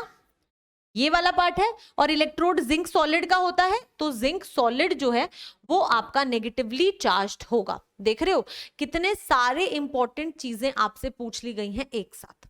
ठीक है, सेकंड देखो, सेकंड कहता है the carrier of the current in the cell. आपको बताना है कि करंट का कैरियर कौन है इन द सेल, सेल के अंदर। बेटा सेल के अंदर कौन कैरी करता है? ऐसे अगर आपका सेल है और यहाँ पे सॉल्ट ब्रिज लगा है, तो सेल के अंदर कौन चार्ज कैरी करता है? मैम बाहर तो इलेक्ट्रॉन्स करते हैं, लेकिन सोल्यूशन के अंदर अंदर कौन करता है? आयंस करते हैं, तो आप क्या लिखोगे? आयंस। थर्ड क्या कहता है? Individual reaction at each electrode, लिख दोगे ईच इलेक्ट्रोड पे एनोड की रिएक्शन लिख दो, ऑक्सीडेशन हो रहा है, और कैथोड की रिएक्शन लिख दो, रिडक्शन हो रहा है, Ag। बेटा ये एक्वस और ये सब लिख लेना, मैंने नहीं लिखे, आप ये लिख सकते हो, ठीक है। तो इस तरीके से आप इस क्वेश्चन को सॉल्व करोगे और ऐसे क्वेश्चंस आपसे पूछे जाते हैं, so you have to answer all these type of questions, ठीक है। चलो बहुत बढ़िया, आगे बढ़ते हैं। अगला सवाल कहता है how would you determine the standard electrode potential of the system. अगर आपको स्टैंडर्ड इलेक्ट्रोड पोटेंशियल डिटरमाइन करना है Mg2 + 2 Mg का, तो आप कैसे करोगे? बेटा मैंने आपको बताया था कि अगर आपको किसी भी इलेक्ट्रोड का स्टैंडर्ड पोटेंशियल डिटरमाइन करना होता है तो आप उसको कैसे करते हो? स्टैंडर्ड हाइड्रोजन इलेक्ट्रोड के साथ लेते हो, इसकी रिस्पेक्ट में करते हो। तो एक साइड होगा आपके पास में स्टैंडर्ड हाइड्रोजन इलेक्ट्रोड, दूसरा इलेक्ट्रोड आप मान लो ये ले लो, आप क्या ले लो? मैग्नीशियम का इलेक्ट्रोड ले लो, ठीक है। इसको बना दो अपना कैथोड और इसको बना दो अपना एनोड, याद है? ठीक है, यहां पे सॉल्ट ब्रिज आ जाएगा और ये ऐसे आ जाएगा। आपको पता है कि E0 ऑफ सेल आपको मिल जाएगा, ठीक है। आपको पता है कि इसका रिडक्शन पोटेंशियल जो होता है वो 0 होता है, एंड लेट अस से इसका रिडक्शन पोटेंशियल जो है दैट इज Mg2 + से Mg, ठीक है। तो E0 ऑफ सेल तो इस बैटरी में यहां पे आ जाता है, तो आप क्या कहोगे? दैट जो भी E0 ऑफ सेल आएगा that is equal to E0 reduction potential of She minus E0 reduction potential of Mg2 + 2 Mg, है ना। ये वैल्यू एक कुछ आएगी, ठीक है। तो ये हो जाएगा E0 of cell is equal to 0 minus E0 of Mg2 + 2 Mg। तो इस तरीके से आप इस Mg2 + से Mg का रिडक्शन पोटेंशियल जो है वो आप कैलकुलेट कर सकते हो। तो She के रिस्पेक्ट में, that is standard hydrogen electrode की रिस्पेक्ट में, आप किसी भी मेटल का रिडक्शन पोटेंशियल या फिर ऑक्सीडेशन पोटेंशियल कैलकुलेट कर सकते हैं, ठीक है। तो ये तो मैंने आपको समझा दिया, बट ये सारी चीजें आपको अपने पेपर में अगर आता है क्वेश्चन तो अच्छे से लिखनी है, ठीक है। यहां तक कर लेंगे, कोई इशू नहीं है, आई होप सभी कर लेंगे, वेरी गुड बेटा। आगे बढ़े, नेक्स्ट क्वेश्चन करते हैं। नेक्स्ट कहता है कैन यू स्टोर, क्या आप कॉपर सल्फेट सोल्यूशन को जिंक पॉट में स्टोर कर सकते हो? इस सवाल को कैसे करेंगे? चलो सोचो बेटा। आपके पास में पहले तो वीडियो को पॉज करना है और खुद ट्राई करना है, ठीक है। उसके बाद में मैम का अप्रोच देखना है ना। तो चलो अब देखो क्या कहता है। कहता कि क्या आप कॉपर सल्फेट सोल्यूशन को, मतलब कि आपके पास में एक सोल्यूशन है CuSO4, क्या आप इस सोल्यूशन को जिंक की पॉट में स्टोर कर सकते हो? तो जिंक की पॉट यानी कि जिंक आपका सॉलिड स्टेट में होगा, तो बेटा आप इसको स्टोर तभी कर सकते हो जब ये आपस में ना रिएक्ट करे। अब बताओ, आपके पास में ना एक बॉटल है और उस बॉटल में आपने पानी डाला, अगर वो पानी उस बॉटल के साथ रिएक्ट कर जाए, अगर बॉटल और पानी का रिएक्शन हो जाता, तो क्या हम पानी को उस बॉटल में स्टोर कर सकते हैं? नहीं, क्योंकि मैम वो तो आपस में रिएक्ट कर जाएंगे। आप हमेशा उसी कंटेनर में कोई चीज को स्टोर कर सकते हो जिनके आपस में रिएक्शन ना हो। तो अगर ये रिएक्शन नहीं होगी तो आप इसको स्टोर कर सकते हो, पर अगर ये रिएक्शन होती है तो आप इसको स्टोर नहीं कर सकते, पहली चीज। अब सोचो आपके पास में जिंक है, आपके पास में कॉपर है, कॉपर सल्फेट है यानी कि कॉपर +2 स्टेट में है। अब ये रिएक्शन कब होगी? ये रिएक्शन तभी होगी जब जिंक जो है वो इलेक्ट्रोकेमिकल सीरीज में ऊपर हो। अगर कॉपर से जिंक इलेक्ट्रोकेमिकल सीरीज में ऊपर है तो मैम जिंक जो है वो ज्यादा Zn+2 में जाना चाहता है कॉपर के कंपैरिजन में, तो जिंक जो है वो CuSO4 में से Cu को डिस्प्लेस कर देगा और कॉपर नॉर्मली चला जाएगा, है ना। यानी कि हमें क्या चाहिए? हमें ये चाहिए कि जिंक जो हो वो कॉपर के नीचे हो, फिर रिएक्शन नहीं होगी। अगर रिएक्शन नहीं होगी तो स्टोर कर सकते हैं। तो चलो इलेक्ट्रोकेमिकल सीरीज देखते हैं। अगर आप इलेक्ट्रोकेमिकल सीरीज देखोगे तो आप देखो, ये रहा आपका जिंक और ये रहा आपका कॉपर। तो मैम जिंक कॉपर से ऊपर है, यानी कि जिंक का ऑक्सीडेशन पोटेंशियल ज्यादा है, और अगर उसका ऑक्सीडेशन पोटेंशियल ज्यादा है यानी कि जिंक Zn+2 में ज्यादा जाना चाहेगा। यानी कि मैम हम कह सकते हैं कि जिंक Zn+2 में जाना चाहता है तो वो ZnSO4 बनाएगा और ये कॉपर बना लेगा। तो अगर ये रिएक्शन हो रही है तो मैम डिस्प्लेसमेंट हो रहा है और हम इसको स्टोर नहीं कर सकते हैं। तो इस क्वेश्चन को आप आंसर कैसे करोगे? Since zinc has higher oxidation potential than copper. It lies above in electrochemical series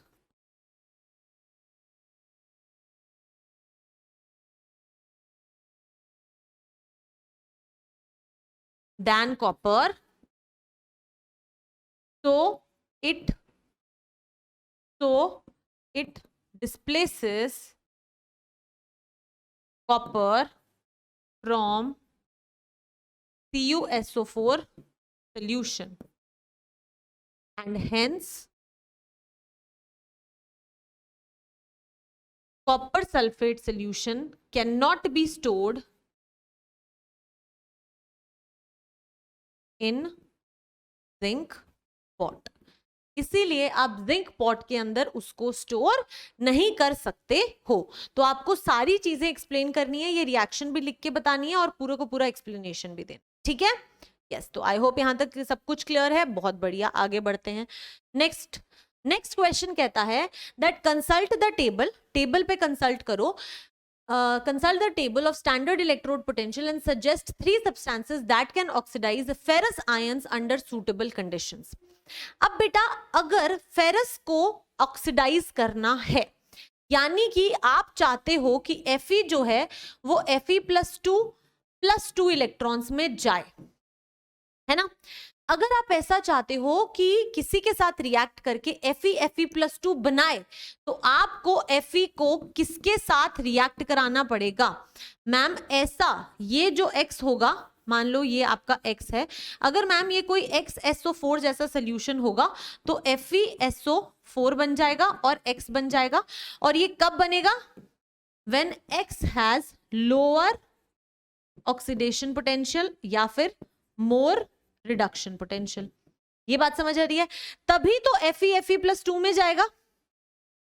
तो आपको बस क्या करना है, इलेक्ट्रोकेमिकल सीरीज में ऐसे मेटल्स देखने हैं जो आयरन से नीचे हों. जो आयरन से नीचे होंगे उनका ऑक्सीडेशन पोटेंशियल कम होगा, उनका रिडक्शन पोटेंशियल ज्यादा होगा, और उनके साथ रिएक्ट करके आयरन जो है वो Fe+2 में चला जाएगा. तो इलेक्ट्रोकेमिकल सीरीज में आयरन से नीचे ऐसे कौन से हैं बेटा? आयरन से नीचे बहुत सारे हैं. It can be hydrogen, it can be copper, it can be silver. तो आप कोई भी इनमें से नाम लिख लीजिए, आपका आंसर करेक्ट हो जाएगा. तो इसलिए आपको कंप्लीट नॉलेज होना बहुत जरूरी है इस चीज की. ठीक है? मैं इतने सारे क्वेश्चंस इसीलिए करा रही हूं ताकि अगर कोई भी डाउट है ना मन में तो वो पूरा क्लियर हो जाए. ठीक है? लिख लो इसको.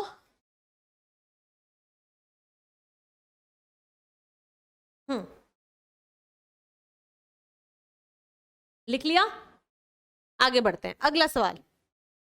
अगला सवाल कहता है that EMF of cell reaction. आपके इस पूरे सेल रिएक्शन का जो ईएमएफ है वो आपको दिया हुआ है 0.46 वोल्ट. ठीक है?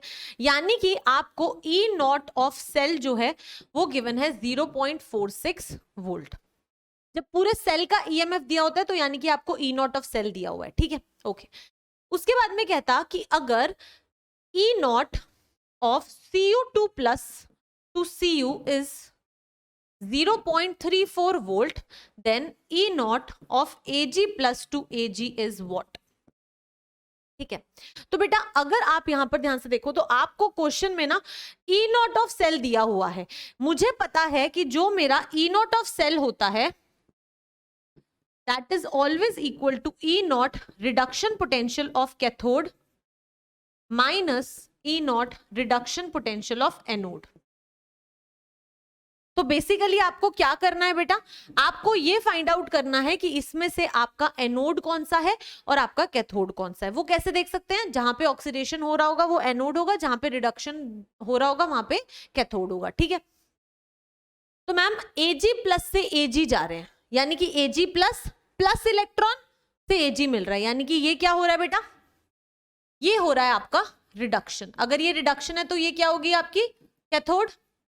और मैम Cu से Cu+2 जा रहे हैं, तो यानी कि Cu gives Cu2+ +2 इलेक्ट्रॉन्स, तो ma'am loss of electron oxidation, तो यानी कि यहां पे हो रहा है ऑक्सीडेशन, तो ये होगा आपका एनोड।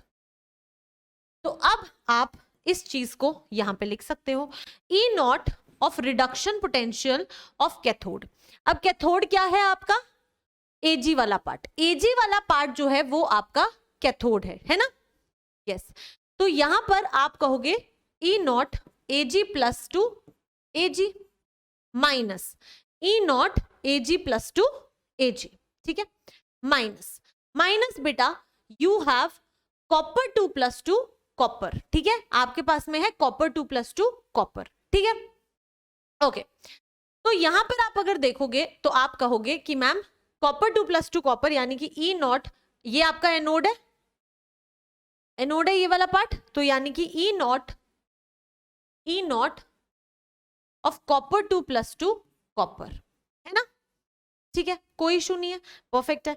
ये E0 ऑफ सेल की वैल्यू आपको 0.46 गिवन है, तो ये आपको 0.46 वोल्ट गिवन है, तो आप कह सकते हो 0.46 is equal to E0 Ag+2 Ag minus Cu2+2, Cu जो है वो वैल्यू दी हुई है 0.34, तो यानी कि इसको सॉल्व करोगे तो क्या हो जाएगा बेटा, E0 Ag+2 Ag is equal to 0.46 plus 0.34 which is equal to 0.80 volt, तो 0.80 वोल्ट जो है वो आपका करेक्ट आंसर आ गया, तो ऑप्शन ए जो है वो आपका करेक्ट आंसर होगा, ठीक है।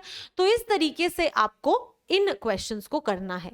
देख लो कैथोड कौन सा है, एनोड कौन सा है, E0 ऑफ सेल दिया हुआ है तो एक दिया होगा, दूसरा आपको फाइंड आउट करना होगा, बहुत आसान है, कर लेंगे इस टाइप के क्वेश्चंस, बहुत बढ़िया। प्रैक्टिस शीट में भी आपको कल ऐसे क्वेश्चंस मिले थे, यस मिले थे, ठीक है, यस। तो चलो बेटा फिर से वीडियो को पॉज करो और ट्राई करो इस क्वेश्चन को, क्योंकि ऐसे सवाल करने की बहुत ज्यादा सख्त जरूरत है आपको, ठीक है। तो चलो इस सवाल को करो बेटा, क्या कहता है क्वेश्चन, क्वेश्चन कहता है दैट आपको E0 वैल्यूज दी हुई हैं, ठीक है, आपको E0 वैल्यूज दी हुई हैं, आपको स्ट्रॉन्गेस्ट ऑक्सीडाइजिंग एजेंट और आपको strongest reducing agent find out करना है, ठीक है। तो सबसे पहले मैं यहां पर देख लेती हूं दैट मुझे दिया हुआ है E0, मैं थोड़ा सा इस पेन को पतला कर लूं, आपको दिया हुआ है E0 Br2 to Br negative, ठीक है। तो बेटा Br2 to Br नेगेटिव की वैल्यू आपको दी हुई है +1.06 वोल्ट। अब पहले तो मुझे ये जानना है कि ये रिडक्शन पोटेंशियल दिया हुआ है या ऑक्सीडेशन पोटेंशियल दिया हुआ है, ठीक है। ध्यान से देखो, अगर आप Br2 to Br नेगेटिव की रिएक्शन लिखोगे, मैं यहां लिख के दिखा रही हूं, Br2 से आप जा रहे हो Br नेगेटिव, है ना, ध्यान से देखो, यहां से यहां जा रहे हैं, तो Br2 से जब Br नेगेटिव जाओगे तो इलेक्ट्रॉन्स कहां पर ऐड होंगे, ध्यान से देखो मैम, यहां पर आपको इलेक्ट्रॉन्स जो हैं वो यहां पे ऐड करने पड़ेंगे और इसको हाफ बनाना पड़ेगा, तब ये बैलेंस होगी। अब अगर आप ध्यान से देखो तो बेटा यहां क्या हो रहा है, गेन ऑफ इलेक्ट्रॉन हो रहा है, और अगर मैम गेन ऑफ इलेक्ट्रॉन हो रहा है यानी कि ये क्या है, रिडक्शन है, और अगर ये रिडक्शन है तो यानी कि बेटा ये जो आपको दिया हुआ है ये क्या है, रिडक्शन पोटेंशियल्स हैं, तो आपको ये सारे ये रिडक्शन पोटेंशियल दिया हुआ है। आगे वाला देख लेते हैं, next you have Cl to Cl negative, Cl to Cl negative, ठीक है। तो अगेन इसकी रिएक्शन लिख के देखो, Cl2 से Cl नेगेटिव जा रहे हो तो यहां पर हाफ करके एक इलेक्ट्रॉन यहीं ऐड होगा, तो मैम फिर से क्या हो रहा है, रिडक्शन हो रहा है, तो ये भी रिडक्शन पोटेंशियल दिया है, E0 of Cl2 to Cl negative, ये वैल्यू आपको दी है कितनी, +1.36 वोल्ट। बेटा सेम ऐसा ही है, F2 से F नेगेटिव है, अब तो मुझे समझ ही आ गया कि F2 से F नेगेटिव अगर दिया हुआ है तो मैम ये भी मेरा रिडक्शन पोटेंशियल होगा 2.85 वोल्ट, ठीक है। I2 से I नेगेटिव दिया हुआ है तो E0 I2 to I negative भी मैम रिडक्शन पोटेंशियल होगा, और ये वैल्यू दी हुई है +0.53 वोल्ट, ठीक है। अब रिड्यूसिंग एजेंट ऑक्सीडाइजिंग एजेंट पूछा है तो मतलब अरे यार क्या हो रहा है, रिड्यूसिंग एजेंट और ऑक्सीडाइजिंग एजेंट पूछा है तो मतलब कि ऑक्सीडेशन पोटेंशियल भी निकालना पड़ेगा। तो मैम यहां पर आप ऑक्सीडेशन पोटेंशियल भी निकाल लो। अब बेटा ऑक्सीडेशन पोटेंशियल के लिए सबसे पहले आपको रिएक्शन पता होनी चाहिए। रिएक्शन क्या होगी, बस इसको उल्टा करना है, बस इसको उल्टा करना है। तो इसके लिए Br2 वाली रिएक्शन के लिए क्या हो जाएगा, Br negative will give you half Br2 plus electron. ये होगी ऑक्सीडेशन पोटेंशियल के लिए रिएक्शन। ठीक है, अब सारी वैल्यूज क्या हो जाएंगी, ये क्या है ma'am, minus of reduction potential. तो रिडक्शन पोटेंशियल जो भी आया उसके आगे माइनस लगा दो, माइनस 1.06 माइनस 1.36 माइनस 2.85 और माइनस 0.53। क्लियर है। अब देखो कहता strongest reduce oxidising agent. Strongest oxidising agent कौन सा होगा मैम, एजेंट है दूसरे के लिए काम करेगा, दूसरे को ऑक्सीडाइज करेगा। अगर दूसरे को ऑक्सीडाइज करेगा तो खुद को रिड्यूस करेगा, और खुद को रिड्यूस कर रहा है तो यानी कि उसका रिडक्शन पोटेंशियल ज्यादा होना चाहिए। तो मैम मोर द, अच्छे से पेन कलर से लिखते हैं, more the reduction potential better is the oxidising agent. तो आपको क्या देखना है, ज्यादा रिडक्शन पोटेंशियल। रिडक्शन पोटेंशियल्स ये रहे तो इनमें से सबसे ज्यादा रिडक्शन पोटेंशियल कौन सा है, सबसे ज्यादा ये दिखाई दे रहा है, यानी कि F2 से F माइनस। तो F2 से F माइनस यानी कि रिएक्शन होगी F2 से हाफ आ जाएगा, इलेक्ट्रॉन आ जाएगा और F माइनस हो जाएगा, यानी कि F2 जो है वो आपका स्ट्रॉन्गेस्ट ऑक्सीडाइजिंग एजेंट होगा। तो आप कहोगे कि ma'am strongest oxidising agent F2 है। ठीक है, चलो अगर ये क्लियर हुआ तो सेम इसी तरह से अब रिड्यूसिंग एजेंट के बारे में सोचो। रिड्यूसिंग एजेंट का मतलब है दूसरे को रिड्यूस कर रहा है, दूसरे को रिड्यूस कर रहा है तो खुद को ऑक्सीडाइज कर रहा है, खुद को ऑक्सीडाइज कर रहा है तो ऑक्सीडेशन पोटेंशियल ज्यादा होना चाहिए। तो आप कहोगे मोर the oxidation potential better is your reducing agent. अब आपको क्या देखना है, सबसे ज्यादा ऑक्सीडेशन पोटेंशियल। अगर आप ऑक्सीडेशन पोटेंशियल देखोगे तो सारे नेगेटिव में वैल्यूज हैं, तो सबसे ज्यादा ऑक्सीडेशन पोटेंशियल कौन सा होगा, जिसकी नेगेटिव में सबसे छोटी वैल्यू होगी, है ना। तो नेगेटिव में सबसे छोटी वैल्यू कौन सी है, ये वाली माइनस 0.53। तो ये बेस्ट आपका क्या होगा, रिड्यूसिंग एजेंट होगा। अब आप अगर इसकी रिएक्शन देखोगे किसके लिए, ऑक्सीडाइज वाले पार्ट के लिए बेटा, ऑक्सीडाइज पार्ट के लिए, तो ये क्या हो जाएगा, इसका उल्टा हो जाएगा, यानी कि I negative will give you half I2 plus electron, क्योंकि आपने रिएक्शन को उल्टा किया था ना, तो ये रिएक्शन होगी। तो यानी कि I नेगेटिव जो है वो आपका बेस्ट रिड्यूसिंग एजेंट है। तो यहां पर आंसर आ जाएगा I negative. I negative will be your best reducing agent. इस तरह से सवाल इस तरह से सवाल करने पड़ेंगे। बहुत बहुत कंफ्यूजन होती है, बट अगर कॉन्सेप्ट क्लियर है ना, आपको कोई भी सवाल दे दे आप पक्का कर लोगे, मैं बता रही हूं आपको। ठीक है, तो ये एक मैंने करके दिखा दिया। अगला होमवर्क दे दूं, अगला होमवर्क दे दूं, चलो ये क्वेश्चन आपका होमवर्क है। ठीक है, this is your homework question, ये वाला आपका होमवर्क क्वेश्चन है, खुद करना है इस सवाल को। ठीक है, लिखा क्या है, रिड्यूसिंग पावर, सोच लेना रिड्यूसिंग पावर लिखा है, इसके हिसाब से करना। अगला ये भी होमवर्क है, बिल्कुल पहले जैसे किया था बिल्कुल वैसे ही है, सेम उसी टाइप से करना है, ट्राई करना है इस क्वेश्चन को, ये भी आपका होमवर्क क्वेश्चन है। ठीक है, this is also your homework question. Okay बच्चा, ओके ठीक है, चलो अब हम आगे बढ़ते हैं। अच्छा मैं आपको पहले इसको लिखने के लिए टाइम दे दूं, जो मैंने कराया इसको लिख लो, फिर आगे बढ़ेंगे भाई।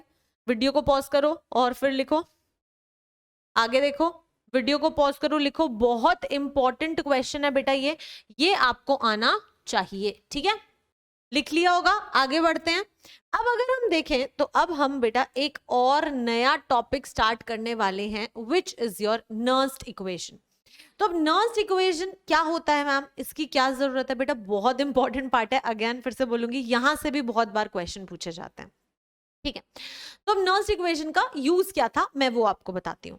अभी तक जो आपने ई नॉट ऑफ सेल कैलकुलेट किया था, ई नॉट ऑफ सेल जिसे आप स्टैंडर्ड ईएमएफ ऑफ सेल कह रहे थे, स्टैंडर्ड ईएमएफ ऑफ सेल, है ना, हम ये कह रहे थे ई नॉट ऑफ सेल को। तो बेटा ये स्टैंडर्ड ईएमएफ ऑफ सेल क्यों था? क्योंकि आपने इसको कैसे मेजर किया था? आपने यहाँ पर टेम्परेचर जो है वो 298 केल्विन रखा था। आपने अगर गैस थी तो उसका प्रेशर 1 एटमॉस्फेयर या फिर 1 बार के अराउंड रखा था। एंड बेटा आपने कॉन्सेंट्रेशन को भी 1 मोलर रखा था। और फिर आपने सभी के ई नॉट ऑफ सेल्स कैलकुलेट कर लिए थे। व्हाट इफ, क्या हो अगर बेटा ई नॉट ऑफ सेल जो है वो आप ना कैलकुलेट कर पाओ? मतलब बेटा ऐसा भी तो हो सकता है ना कि कॉन्सेंट्रेशन अलग हो, जरूरी थोड़ी है कि हर बार 1 मोलर ही होगी। व्हाट इफ आप जब ईएमएफ ऑफ सेल कैलकुलेट कर रहे हो तो जो आपकी कॉन्सेंट्रेशन है प्रोडक्ट्स की या फिर रिएक्टेंट्स की वो 1 से अलग हो, राइट? यस, तो आप ईएमएफ कैसे कैलकुलेट करोगे? और अगर टेम्परेचर 298 केल्विन ना हो तो कैसे कैलकुलेट करोगे? अगर प्रेशर 1 एटमॉस्फेयर 1 बार के अराउंड ना हो, कुछ और हो, 2 एटमॉस्फेयर हो, 3 एटमॉस्फेयर हो, तो भी तो हम ईएमएफ ऑफ सेल कैलकुलेट करते हैं। यस, और उसे बेटा आप स्टैंडर्ड ईएमएफ ऑफ सेल नहीं बोल सकते हो। तो नर्स्ट इक्वेशन ने आपको ईएमएफ ऑफ सेल कैलकुलेट करने में हेल्प किया at different concentrations, different pressures, right? Yes, तो चलिए अब हम इस चीज को सीखते हैं कि ये कैसे आया। ठीक है, अगर आप नर्स्ट इक्वेशन की बात करते हैं, then Nernst equation is given by E, यहां पर ध्यान से लिख लीजिएगा, E of cell is equal to, मैं हर एक चीज का मतलब समझाऊंगी, पहले मैं लिख देती हूं, E not of cell minus R T upon N F L N Q. ठीक है, अब आप यहां पर बहुत सारे बच्चों के मन में ये क्वेश्चन आएगा कि मैम ये सब चीजें डिनोट क्या करती हैं? तो चलो बेटा सबसे पहले हम यही लिखते हैं कि हर एक चीज यहां पे डिनोट क्या कर रही है। ठीक है, नाउ अगर आप यहां पर ई ऑफ सेल की बात करते हो तो it is the EMF of cell. ठीक है, सिंपल ईएमएफ ऑफ सेल बोला है मैंने, स्टैंडर्ड कंडीशंस नहीं बोला। क्यों? क्योंकि जब आप ई नॉट ऑफ सेल की बात करते हो तो आप कहते हो this is the standard EMF of cell. ठीक है, जो आप 298 केल्विन और 1 मोलर कॉन्सेंट्रेशन उस टाइम पे कैलकुलेट करते हो, ये वो वाला ईएमएफ ऑफ सेल है। ठीक है, तो ये देख लिया, ये देख लिया। आर क्या है? आर है बेटा आपका गैस कांस्टेंट, आर है आपका गैस कांस्टेंट। ठीक है, इसकी वैल्यू जो है वो यूज की जाती है 8.314 जूल पर केल्विन, ऐसे लिख लो, जूल, एक सेकेंड ना, जूल पर केल्विन पर मोल। ठीक है, ये है आपका क्या? गैस कांस्टेंट, और गैस कांस्टेंट की जनरली यही वैल्यू यूज की जाती है। उसके बाद में आपके पास में टी है, तो बेटा टी जो है वो आपका टेम्परेचर है। ठीक है, टी जो है वो आपका टेम्परेचर है। उसके बाद में यू हैव एन, एन क्या होता है बेटा? नंबर ऑफ इलेक्ट्रॉन्स एक्सचेंज्ड, कितने नंबर ऑफ इलेक्ट्रॉन्स एक्सचेंज हुए हैं। अब ऑक्सीडेशन है तो लूज हुए होंगे, कितने? एन बेटा मोल्स लिख लो, ज्यादा सही है, मोल्स ऑफ इलेक्ट्रॉन्स। ठीक है, n is the moles of electron. ठीक है, कि कितने मोल्स ऑफ इलेक्ट्रॉन आपके एक्सचेंज हुए हैं, मतलब कि ऑक्सीडेशन में लूज कितने हुए हैं, रिडक्शन में गेन कितने हुए हैं। ठीक है, उसके बाद में यू हैव एफ, एफ होता है बेटा फैराडे। एफ क्या होता है? फैराडे। मैं सभी की वैल्यूज भी बताऊंगी, डोंट वरी। अब क्यू क्या है मैम? क्यू है बेटा आपका रिएक्शन कोशेंट। क्या होता है? Reaction quotient. ठीक है, चलो अब हम हर एक के बारे में इंडिविजुअली बात करते हैं। इमेजिन करो कि आपके पास में एक रिएक्शन है और वो रिएक्शन है AA plus BB gives you CC plus D। अब आपको ऐसा लग रहा होगा कि मैम हम तो इक्विलिब्रियम वाले चैप्टर में आ गए हैं शायद। बिल्कुल बेटा, हम इक्विलिब्रियम वाले चैप्टर में आ गए हैं। आपने इक्विलिब्रियम वाले चैप्टर में शायद आपको याद हो तो आपने रिएक्शन कोशेंट पढ़ा था। रिएक्शन कोशेंट क्या होता है बेटा? प्रोडक्ट्स की concentration raise to the power their stoichiometric coefficient divided by reactants की concentration raise to the power their stoichiometric coefficients. तो यहाँ पे आपके प्रोडक्ट्स है C raise to the power their stoichiometric coefficient, product है D raise to the power its stoichiometric coefficient divided by reactants A raised to the power its stoichiometric coefficient and B raised to the power its stoichiometric coefficient। ये होता है आपका reaction quotient, ठीक है। Yes अब अगर आपको ये समझ आ गया है, कोई भी रिएक्शन के लिए अब आप रिएक्शन कोशेंट लिख सकते हो। अब बेटा कुछ जनरलाइजेशन कर दिया गया, कहते कि आप R की वैल्यू को अगर 8.314 जूल पर केल्विन पर मोल ले लो, टेम्परेचर को कांस्टेंट कर दो अगर 298 केल्विन पे, ठीक है, टेम्परेचर को कर दो 298 केल्विन पे, और बेटा फैराडे जो होता है उसकी वैल्यू होती है 1 फैराडे की 96500 कूलॉम, ठीक है। एक्चुअली 1 फैराडे क्या होता है, charge on 1 mole of electrons, 1 mole of electrons पे कितना चार्ज है, ठीक है। तो जब आप ये सारी वैल्यूज पुट कर देते हो इसके अंदर तो क्या बन जाएगा आपके पास में, देखो E of cell is equal to E naught of cell minus 8.314 into temperature 298 upon number of moles of electron n into 96500 coulomb into ln of q है। नेचुरल लॉग को जब आप log बेस 10 में कन्वर्ट करते हो तो इसको मैं यहां लिखवा भी देती हूं, ln of q जो होता है that is equal to 2.303 log base में 10 Q, ठीक है। तो यानी कि इसको हम log बेस 10 में कन्वर्ट करेंगे तो 2.303 से मल्टीप्लाई करके log बेस 10 Q कर देंगे। नाउ जब आप इसको बेटा सिंप्लीफाई करते हो और पूरे को सॉल्व करते हो तो आपके पास में एक बहुत इंपॉर्टेंट एक्सप्रेशन आता है which is E of cell is equal to E nought of cell minus 0.059 upon n। इस पूरे नंबर्स को मल्टीप्लाई करके आपके पास वैल्यू आती है 0.059 upon n log base 10 Q।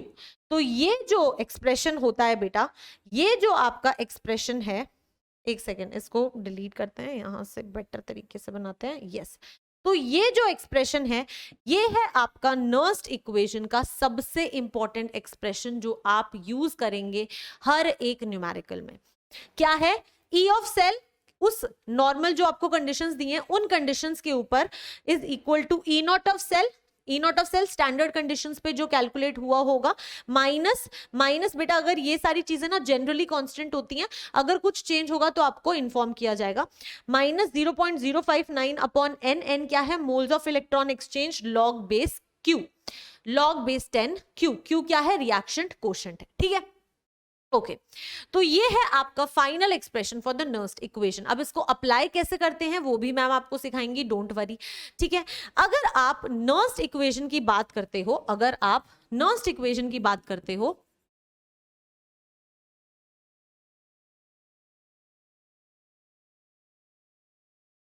Nernst बड़ा ही अजीब सी स्पेलिंग है नर्स्ट इक्वेशन की, मुझे तो बहुत ही कंफ्यूजन होती है, मुझे लगता है कभी ना कभी मैं पक्का ये स्पेलिंग गलत लिख दूंगी, ठीक है। तो बेटा नर्स्ट इक्वेशन में बेसिकली क्या होता है कि हम इससे सेल का ईएमएफ कैलकुलेट करते हैं। तो अब क्वेश्चन ये आता है कि क्या मैम हम कंप्लीट सेल का ही कैलकुलेट कर सकते हैं या फिर हाफ सेल्स जो होते हैं, जो आपका इलेक्ट्रोड होता है, हाफ इलेक्ट्रोड होता है, ऑक्सीडेशन हो या रिडक्शन हो, उसके भी ईएमएफ हम कैलकुलेट कर सकते हैं अलग अलग कंडीशंस पे। तो बिल्कुल बेटा ये एप्लीकेबल होता है on half cell reactions, half cell reaction पे भी एप्लीकेबल होता है, ऑल्सो बेटा कंप्लीट सेल रिएक्शन पे भी एप्लीकेबल होता है, कंप्लीट सेल रिएक्शन पे भी ये एप्लीकेबल होता है, ठीक है। यहां तक किसी को कोई डाउट नहीं है। चलो अब मैं आपको फॉर्मूला थोड़ा सा एक्सप्लेन कर देती हूँ कि फॉर्मूला कैसे होगा। अगर आप इसको कोई हाफ सेल पे पुट कर रहे हो, तो मान लो आप रिडक्शन वाले हाफ सेल पे इसको अप्लाई कर रहे हो और आप रिडक्शन पोटेंशियल कैलकुलेट कर रहे हो किसी का कोई और कॉन्सेंट्रेशन कंडीशंस पे, तो आप इसको कैसे लिखोगे, E of cell, will be equal to E nought reduction potential, जो उस मेटल का रिडक्शन पोटेंशियल होगा स्टैंडर्ड कंडीशंस पे, यहां पर वो वैल्यू आएगी, ठीक है। तो E ऑफ सेल, या फिर आप लिख सकते हो E ऑफ रिडक्शन पोटेंशियल, आपको ज्यादा अच्छे से समझ आएगा अगर आप इसको E ऑफ रिडक्शन पोटेंशियल लिख लोगे तो। E of reduction potential is equal to E nought of reduction potential minus, अच्छा पहले इक्वेशन लिख दूं फिर समझ आएगा, पहले इक्वेशन लिख दूं, एक रिडक्शन की रिएक्शन की इक्वेशन लिख लेते हैं। लेट अस से you have Mn plus n electrons will give you M metal. ये है आपकी हाफ सेल रिडक्शन रिएक्शन, और आप इस पे नर्स्ट इक्वेशन अप्लाई करना चाहते हो। तो अगर आप इस पे नर्स्ट इक्वेशन अप्लाई करोगे तो आप कहोगे E reduction potential is equal to E nought reduction potential, जो भी आपका E नॉट रिडक्शन पोटेंशियल होगा। अब आपको पता है कि ये एक्वस स्टेट में होता है और ये सॉलिड होता है, माइनस 0.059 अपॉन कितने मोल्स ऑफ इलेक्ट्रॉन एक्सचेंज हो रहे हैं, n moles of electron exchange हो रहे हैं, तो यहां आ जाएगा n लॉग बेटा बेस 10, अब अंडरस्टूड है कि लॉग बेस 10 है, Q लिखा हुआ है। अब बेटा इसके लिए Q किसके बराबर होगा, थोड़ा सा अपने इक्विलिब्रियम वाले चैप्टर को याद करना। जो आपकी प्योर स्टेट्स होती हैं जैसे कि सॉलिड और लिक्विड, उनकी कॉन्सेंट्रेशंस को हम कांस्टेंट कंसिडर करते थे, तो उसको हम यूनिटी ले लेते थे, है ना। प्योर लिक्विड और प्योर जो आपके सॉलिड्स होते हैं उनकी कॉन्सेंट्रेशंस हम रिएक्शन कोशेंट में नहीं लिखते थे, तो वही वाली चीज करनी है। अब यहाँ पे प्योर सॉलिड है तो इसकी कोई कॉन्सेंट्रेशन नहीं लिखेंगे, यानी कि 1 अपॉन प्रोडक्ट की कॉन्सेंट्रेशन, प्रोडक्ट है आपके रिएक्टेंट्स की कॉन्सेंट्रेशन Mn प्लस है, तो ये आ जाएगा। तो Q की वैल्यू आ गई 1 upon concentration of Mn plus ion. तो इस तरीके से आप हाफ सेल रिएक्शंस पे क्या नर्स्ट इक्वेशन को अप्लाई करते हो, ठीक है। ओके यहां तक आई थिंक किसी को कोई डाउट नहीं है, यहां तक आप पुट कर लोगे नर्स्ट इक्वेशन और कैलकुलेशंस भी कर लोगे, मैं हेल्प भी करूंगी, ठीक है। अगर आप कंप्लीट सेल रिएक्शन पे अप्लाई करते हो तो कंप्लीट सेल रिएक्शन पे क्या होगा, मैं यहां पे फॉर्मूला लिख देती हूं, फिर मैं आगे पूरा एक्सप्लेन भी करूंगी, ठीक है। कंप्लीट सेल रिएक्शन पे E ऑफ सेल जो होगा that will be equal to E nought of cell minus 0.059 upon n log Q। Q क्या है, रिएक्शन क्वोशेंट, जैसे आप रिएक्शन क्वोशेंट निकालते थे। अब यहाँ पे जो आपका E नॉट ऑफ सेल होता है वो एक्चुअली आपका E nought reduction potential of cathode minus E nought reduction potential of anode के बराबर होता है। तो पहले E नॉट ऑफ सेल निकालोगे, फिर इसके अंदर वैल्यू पुट करोगे और फिर आपके पास में EMF ऑफ सेल आएगा। इस तरीके से आप नर्स्ट इक्वेशन को अप्लाई करते हैं, ठीक है। आई होप यहां तक किसी को कोई डाउट नहीं है बेटा, दोनों में अप्लाई हो सकता है, किसी भी तरह से कैलकुलेट कर सकते हो। अब मैं साइड हो गई हूं, इसको लिख लो बेटा, फिर हम आगे बढ़ेंगे। लिख लिया होगा पॉज करके, इसको पॉज करके लिख लो। चलो अब हम बढ़ते हैं आगे और अब हम नर्स्ट इक्वेशन को एक कंप्लीट सेल के ऊपर अप्लाई करने की कोशिश करते हैं, ठीक है। इमेजिन करो कि आपके पास में ये कंप्लीट सेल है, तो आप सबसे पहले तो यहाँ पे कैथोड और एनोड देखोगे, तो बेटा ये रहा जिंक एनोड और ये रहा कॉपर कैथोड, ठीक है। तो पहली सबसे इंपॉर्टेंट चीज क्या करनी है, हमें जो जो चीजें पता है हम वो कर लेते हैं। हम यहाँ पे सारी की सारी इंफॉर्मेशन लिख लेते हैं। एनोड है तो मैम एनोड के ऊपर मेरे को ऑक्सीडेशन रिएक्शन दिखनी है, यानी कि you have zinc, this will give you solid state में Zn2 प्लस 2 इलेक्ट्रॉन्स, ठीक है। उसके बाद में आपके पास कैथोड आएगा, कैथोड पे बेटा क्या हो जाएगा, you have copper 2 plus aqueous state में, इसको भी एक्वस लिख लो, this will gain 2 electrons and it will give you copper solid, ठीक है।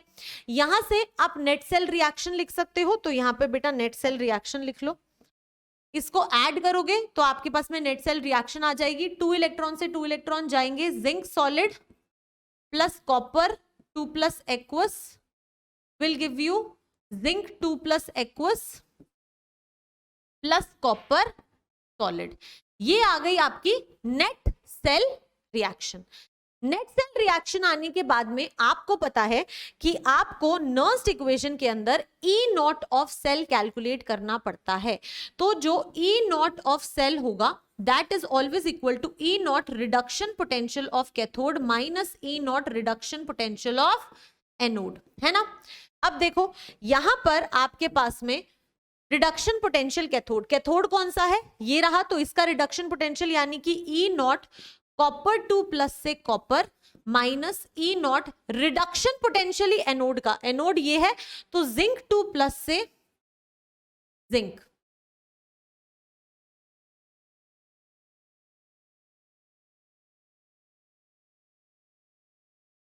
जिंक 2 प्लस से जिंक, ठीक है, ये कैलकुलेट कर लोगे इस तरीके से, यहां से आपका ई नॉट ऑफ सेल आएगा, ठीक है, परफेक्ट है, इस तरीके से ई नॉट ऑफ सेल कैलकुलेट करोगे, यहां तक हो गया है। अब बेटा अगर आप यहां पर क्यू कैलकुलेट करोगे, रिएक्शन कोशेंट क्यू, तो वो क्या होगा, देखो ये नेट सेल रिएक्शन है, नेट सेल रिएक्शन में प्रोडक्ट की साइड देखो, एक सॉलिड है, सॉलिड की कॉन्सेंट्रेशन तो नहीं लेते हैं, आयन है Zn2 प्लस, तो concentration of Zn2 plus divided by reactants की साइड देखो, जिंक सॉलिड है, सॉलिड की कॉन्सेंट्रेशन नहीं लेते, कॉपर 2 प्लस आयन की कॉन्सेंट्रेशन लेनी पड़ेगी, तो कॉपर 2 प्लस आयन की कॉन्सेंट्रेशन ले लेंगे। ई नॉट ऑफ सेल कैलकुलेट कर लिया, क्यू कैलकुलेट कर लिया। अब बेटा कितने मोल्स ऑफ इलेक्ट्रॉन यहाँ पे एक्सचेंज हो रहे हैं, आपको पता है नेट सेल रिएक्शन में नंबर ऑफ इलेक्ट्रॉन्स दिखाई नहीं देते, लेकिन आप देख तो सकते हो कि टोटल कितने इलेक्ट्रॉन्स एक्सचेंज हो रहे हैं, 2 मोल इलेक्ट्रॉन एक्सचेंज हो रहे हैं, तो आपके यहाँ पे n की वैल्यू हो जाएगी 2, ठीक है। यहां से आप नर्स्ट इक्वेशन का एक्सप्रेशन लिख सकते हो, E of cell will be equal to E nought of cell minus 0.059 upon n log Q। अब इसमें सारी वैल्यूज पुट कर दो, E नॉट ऑफ सेल है आपके पास में E nought of copper 2 plus 2 copper minus E not zinc 2 plus 2 zinc, ये आपका ई नॉट ऑफ सेल आया minus 0.059 upon 2, moles of electron कितने आए थे, 2 आए थे, लॉग।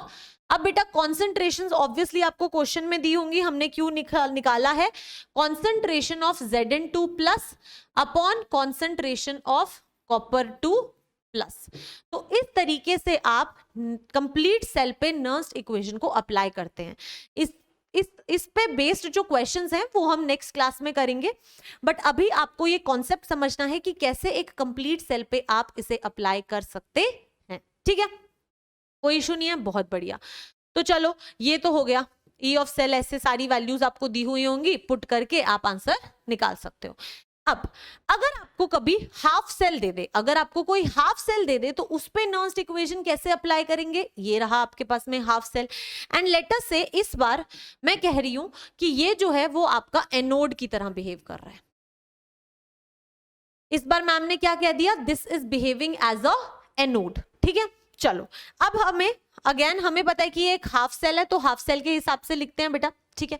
सबसे पहले एनोड की रिएक्शन लिखोगे, तो एनोड की रिएक्शन लिख दो मैम, एनोड पे होता है ऑक्सीडेशन, यानी कि H2 जो है वो मुझे दे देगा H प्लस प्लस इलेक्ट्रॉन, ठीक है, ये क्लियर है, यहां तक कोई डाउट नहीं है, परफेक्ट। अब अगर आप हाफ सेल पे पुट कर रहे हो तो E ऑफ सेल जो होता है that is equal to E nought of cell, तो है ही नहीं, अब E ऑफ ऑक्सीडेशन पोटेंशियल जो होगा वो हो जाएगा E nought of oxidation potential minus E nought of oxidation potential minus 0.059 upon number of electrons exchange log base 10 Q हो जाएगा, है ना, यस। अब देखो ऑक्सीडेशन पोटेंशियल है, यानी कि this will be equal to E nought of Ag, क्या है, हाइड्रोजन है ना, H2 टू H प्लस, यही होता है ऑक्सीडेशन। ध्यान से देखो, ऐसे मूव करोगे तो ऑक्सीडेशन वाली रिएक्शन लिखी हुई है, तो ई नॉट वैल्यू तो आपको क्वेश्चन में दी होगी, माइनस 0.059 अपॉन कितने इलेक्ट्रॉन्स एक्सचेंज हो रहे हैं, 1 इलेक्ट्रॉन एक्सचेंज हो रहा है, तो यहां पे आ जाएगा 1 लॉग बेटा Q, प्रोडक्ट्स की कॉन्सेंट्रेशन, प्रोडक्ट्स में देखो आपके पास में H प्लस एक्वस है और ये आपके पास में गैस है, तो H प्लस अगर एक्वस है तो आप लिखोगे concentration of H plus upon reactants में आपके पास में गैस है, और गैस का हमेशा प्रेशर लिया जाता है, गैस का हमेशा पार्शियल प्रेशर आपको क्वेश्चन में दिया होगा वो लिया जाएगा, तो यानी कि यहां पे आ जाएगा partial pressure of H2 gas, and बेटा इसका स्टोइचियोमेट्रिक कोफिशिएंट क्या है, हाफ, तो this raise to the power half, ठीक है, तो ये जो है वो आपका एक्सप्रेशन बन जाएगा ऑक्सीडेशन पोटेंशियल इस हाफ सेल का कैलकुलेट करने के लिए। तो इस तरीके से आप नर्स्ड इक्वेशन को हाफ सेल रिएक्शन या फिर कंप्लीट सेल रिएक्शन पे पुट कर सकते हैं। हाफ सेल रिएक्शन में आपको नंबर ऑफ इलेक्ट्रॉन्स दिखेंगे, फुल सेल रिएक्शन में आपको बस ये देखना है कि कितने नंबर ऑफ इलेक्ट्रॉन्स का एक्सचेंज आ रहा था जब आपने उन दोनों से फाइनल नेट सेल रिएक्शन निकाली थी। ठीक है, यस, इस पे बेस्ड बेटा हम बहुत सारे क्वेश्चंस करेंगे। अगर आपको अप्लाई करना आ गया है तो that is the most important thing, बाकी तो हम कर ही लेंगे। ठीक है, यस, आई होप यहां तक बिल्कुल क्लियर है बेटा। ठीक है, तो अब देखो यहां पर जो चीजें मैंने बोली हैं वो आपको यहां पर लिखी हुई मिलेंगी। To calculate Q the pure solid and pure liquid can be ignored. Pure solid और प्योर लिक्विड को इग्नोर करना होता है। And the concentration of ions raised to the power of the stoichiometric coefficients must be in molarity. और जो concentration होती हैं वो मोलारिटी में होनी चाहिए, क्वेश्चन में मोलारिटी में ही मिलेंगी। ठीक है, in the expression of Q, the pressure of the gases are in atmosphere. हमेशा जो आपके गैसेस का प्रेशर होता है ना वो एटमॉस्फेयर में होना चाहिए।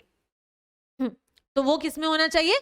एटमॉस्फेयर में होना चाहिए। ठीक है, but the concentration of the ions हमेशा मोलारिटी में होना चाहिए। तो मतलब कि अगर कभी भी आप कॉन्सेंट्रेशन की बात करोगे तो कॉन्सेंट्रेशन हमेशा मोलारिटी में होगी, और प्रेशर ऑफ गैस के बारे में बात करोगे तो उसकी यूनिट बेटा हमेशा आपकी एटमॉस्फेयर होनी चाहिए। अगर कोई और है तो उसको एटमॉस्फेयर में कन्वर्ट करना पड़ेगा। ठीक है, यस, तो बस इतनी ही आपको बात बोली गई है।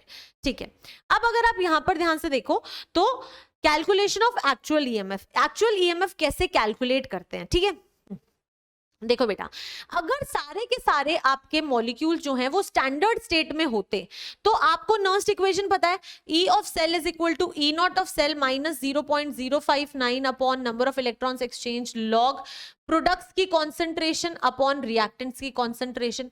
अब अगर आप सारी कॉन्सेंट्रेशन ही 1 ले रहे हो तो बेटा स्टैंडर्ड स्टेट में तो सारी कॉन्सेंट्रेशन 1 मोलर ही होती हैं, 1 मोलर 298 केल्विन, याद है आपको? Yes ma'am. और प्रेशर भी आप 1 एटमॉस्फेयर ही लेते हो, तो चाहे आप कॉन्सेंट्रेशंस लो चाहे आप प्रेशर्स लो सब कुछ 1 होगा। तो यानी कि ये एक दूसरे से कैंसिल हो जाएंगे, और log 1 जो होता है वो हमेशा 0 होता है। तो यानी कि स्टैंडर्ड स्टेट में नर्स्ड इक्वेशन अगर आप अप्लाई करो तो E nought of cell minus 0 हो जाता है। तो इसीलिए आपका सेल का EMF जो होता है वो बिल्कुल वही आता है जो स्टैंडर्ड स्टेट वाला होता है। तो नर्स्ड इक्वेशन स्टैंडर्ड पे भी अप्लाई हो सकती है, राइट? यस। लेकिन अगर बेटा आपका सिस्टम जो है वो इक्विलिब्रियम में है, अगर आपका सिस्टम जो है वो इक्विलिब्रियम में है तो क्या होगा बेटा? जब आपका सिस्टम जो होता है वो इक्विलिब्रियम में होता है तो आपको हमेशा याद रखना है कि जो ईएमएफ ऑफ सेल होता है वो 0 होता है, लेकिन ई नॉट ऑफ सेल जो होता है वो कभी भी 0 के इक्वल नहीं होता। ठीक है, यानी कि और बेटा इस टाइम पे जो आपका रिएक्शन कोशेंट होता है वो के इक्विलिब्रियम के इक्वल हो जाता है। थोड़ा सा इक्विलिब्रियम वाला चैप्टर याद करना, चैप्टर में जब भी इक्विलिब्रियम पे पहुंचते हो तो क्यू जो होता है वो के इक्विलिब्रियम बन जाता है, और ई नॉट ऑफ सेल कभी भी 0 नहीं हो सकता, लेकिन ईएमएफ ऑफ सेल जो होता है नॉर्मल वो आपका 0 हो जाता है। तो फिर इक्विलिब्रियम पे नर्स्ड इक्वेशन पे क्या असर पड़ेगा? पुट करो इन सब चीजों को। E not of cell is equal, E of cell is equal to E not of cell minus 0.059 upon N log. अब बेटा क्यू है, क्यू क्या हो जाएगा? के इक्विलिब्रियम हो जाएगा। ठीक है, तो चलो पुट करते हैं। अब ई ऑफ सेल 0 हो जाएगा इक्विलिब्रियम पे, है ना? तो मैं लिख दूं यहां पे एट इक्विलिब्रियम, एट इक्विलिब्रियम,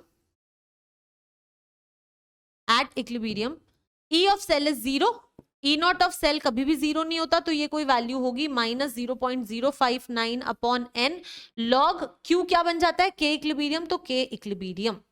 तो यहां से आपको एक बहुत इंपॉर्टेंट एक्सप्रेशन मिलेगा which is E not of cell is equal to 0.059 upon N log K equilibrium.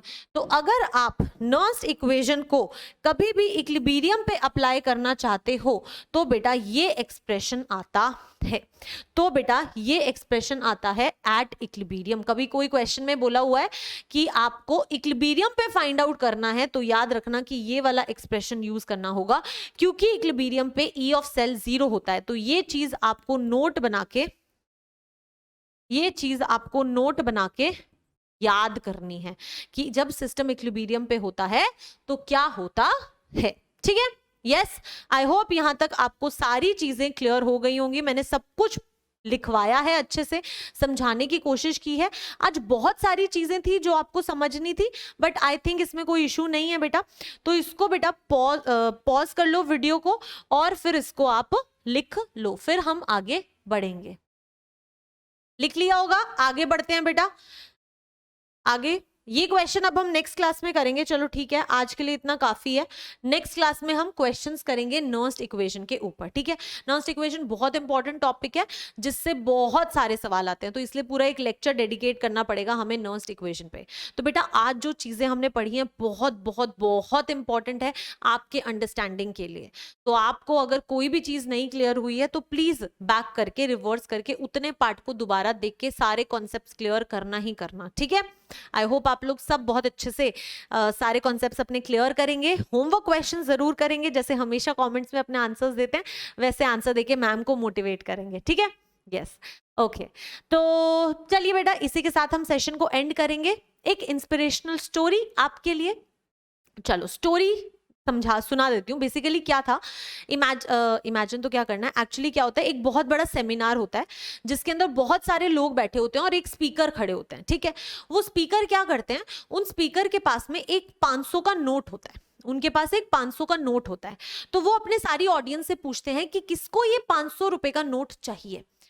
तो सब अपना हाथ ऊपर करते हैं, फ्री के पैसे किसको नहीं चाहिए, सब अपना हाथ ऊपर करते हैं कि हमें ये 500 का नोट चाहिए। ठीक है, उसके बाद में वो क्या करते हैं, उस 500 के नोट को क्रश कर देते हैं, उसको इस तरीके से क्रश कर देते हैं। तो फिर वो पूछते हैं कि किस किस को ये नोट चाहिए, तो अभी भी सब हाथ ऊपर करते हैं, सब कहते हैं कि भाई हमें चाहिए हमें चाहिए। ठीक है, फिर वो क्या करते हैं, उस नोट को नीचे गिरा देते हैं, उस नोट को नीचे गिरा देते हैं। वैसे नहीं गिराने चाहिए पैसे कभी, बट ठीक है आपको समझाने के लिए बता रही हूँ, वो उस नोट को नीचे गिरा देते हैं। जब वो उस नोट को नीचे गिरा देते हैं और फिर वो लोगों से पूछते हैं कि अब किस किस को ये नोट चाहिए, तो सब फिर से अपना हाथ ऊपर करते हैं। राइट, तो इससे हम क्या समझते हैं बेटा कि उस 500 के नोट को आप कितना भी क्रश कर दो, उसने अपनी वैल्यू थोड़ी खोई, सब उसे फिर भी चाहते हैं, सबको वो 500 रुपए चाहिए, वो कितना भी क्रश हो जाए उसकी वैल्यू खत्म नहीं हुई। सेम उसी तरह से बेटा जिंदगी जो है वो आपको अलग अलग टाइम पे टेस्ट करती है, आपको क्रश करती है, और अगर आपने अपनी वैल्यू को खो दिया तो आप हार गए।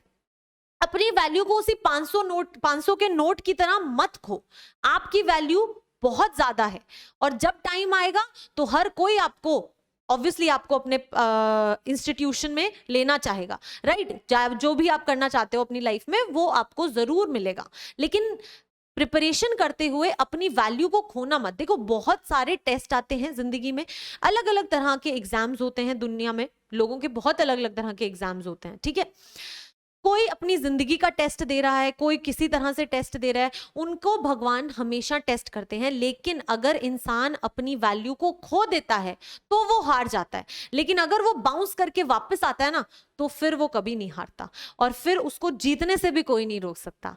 तो हमेशा अपनी वैल्यू को याद रखना। क्रश हो रहे हो, प्रॉब्लम्स आ रही हैं, तो समझो कि आप क्या हो रहे हो, आप एक डायमंड की तरह चमक कर बाहर निकल रहे हो। डायमंड को भी तो कितनी सारी प्रॉब्लम से बाहर निकलना पड़ता है ना, फिर ही तो वो डायमंड बनता है, तभी तो वो हीरा बनता है। तो आप भी एक हीरे की तरह तराशे जा रहे हो। तो बस ऐसे ही प्रिपरेशन करते रहना। जब भी लाइफ में कुछ डिमोटिवेटिंग आता है तो अपने आप को बस एक चीज बोलना कि ये मेरा टेस्ट है, बुरा टाइम है, चला जाएगा, अच्छा भी आएगा, और जरूर आएगा अच्छा। ठीक है, तो अपनी प्रिपरेशन ऐसे ही करते रहिए। नेक्स्ट सेशन में मिलते हैं। All the very best.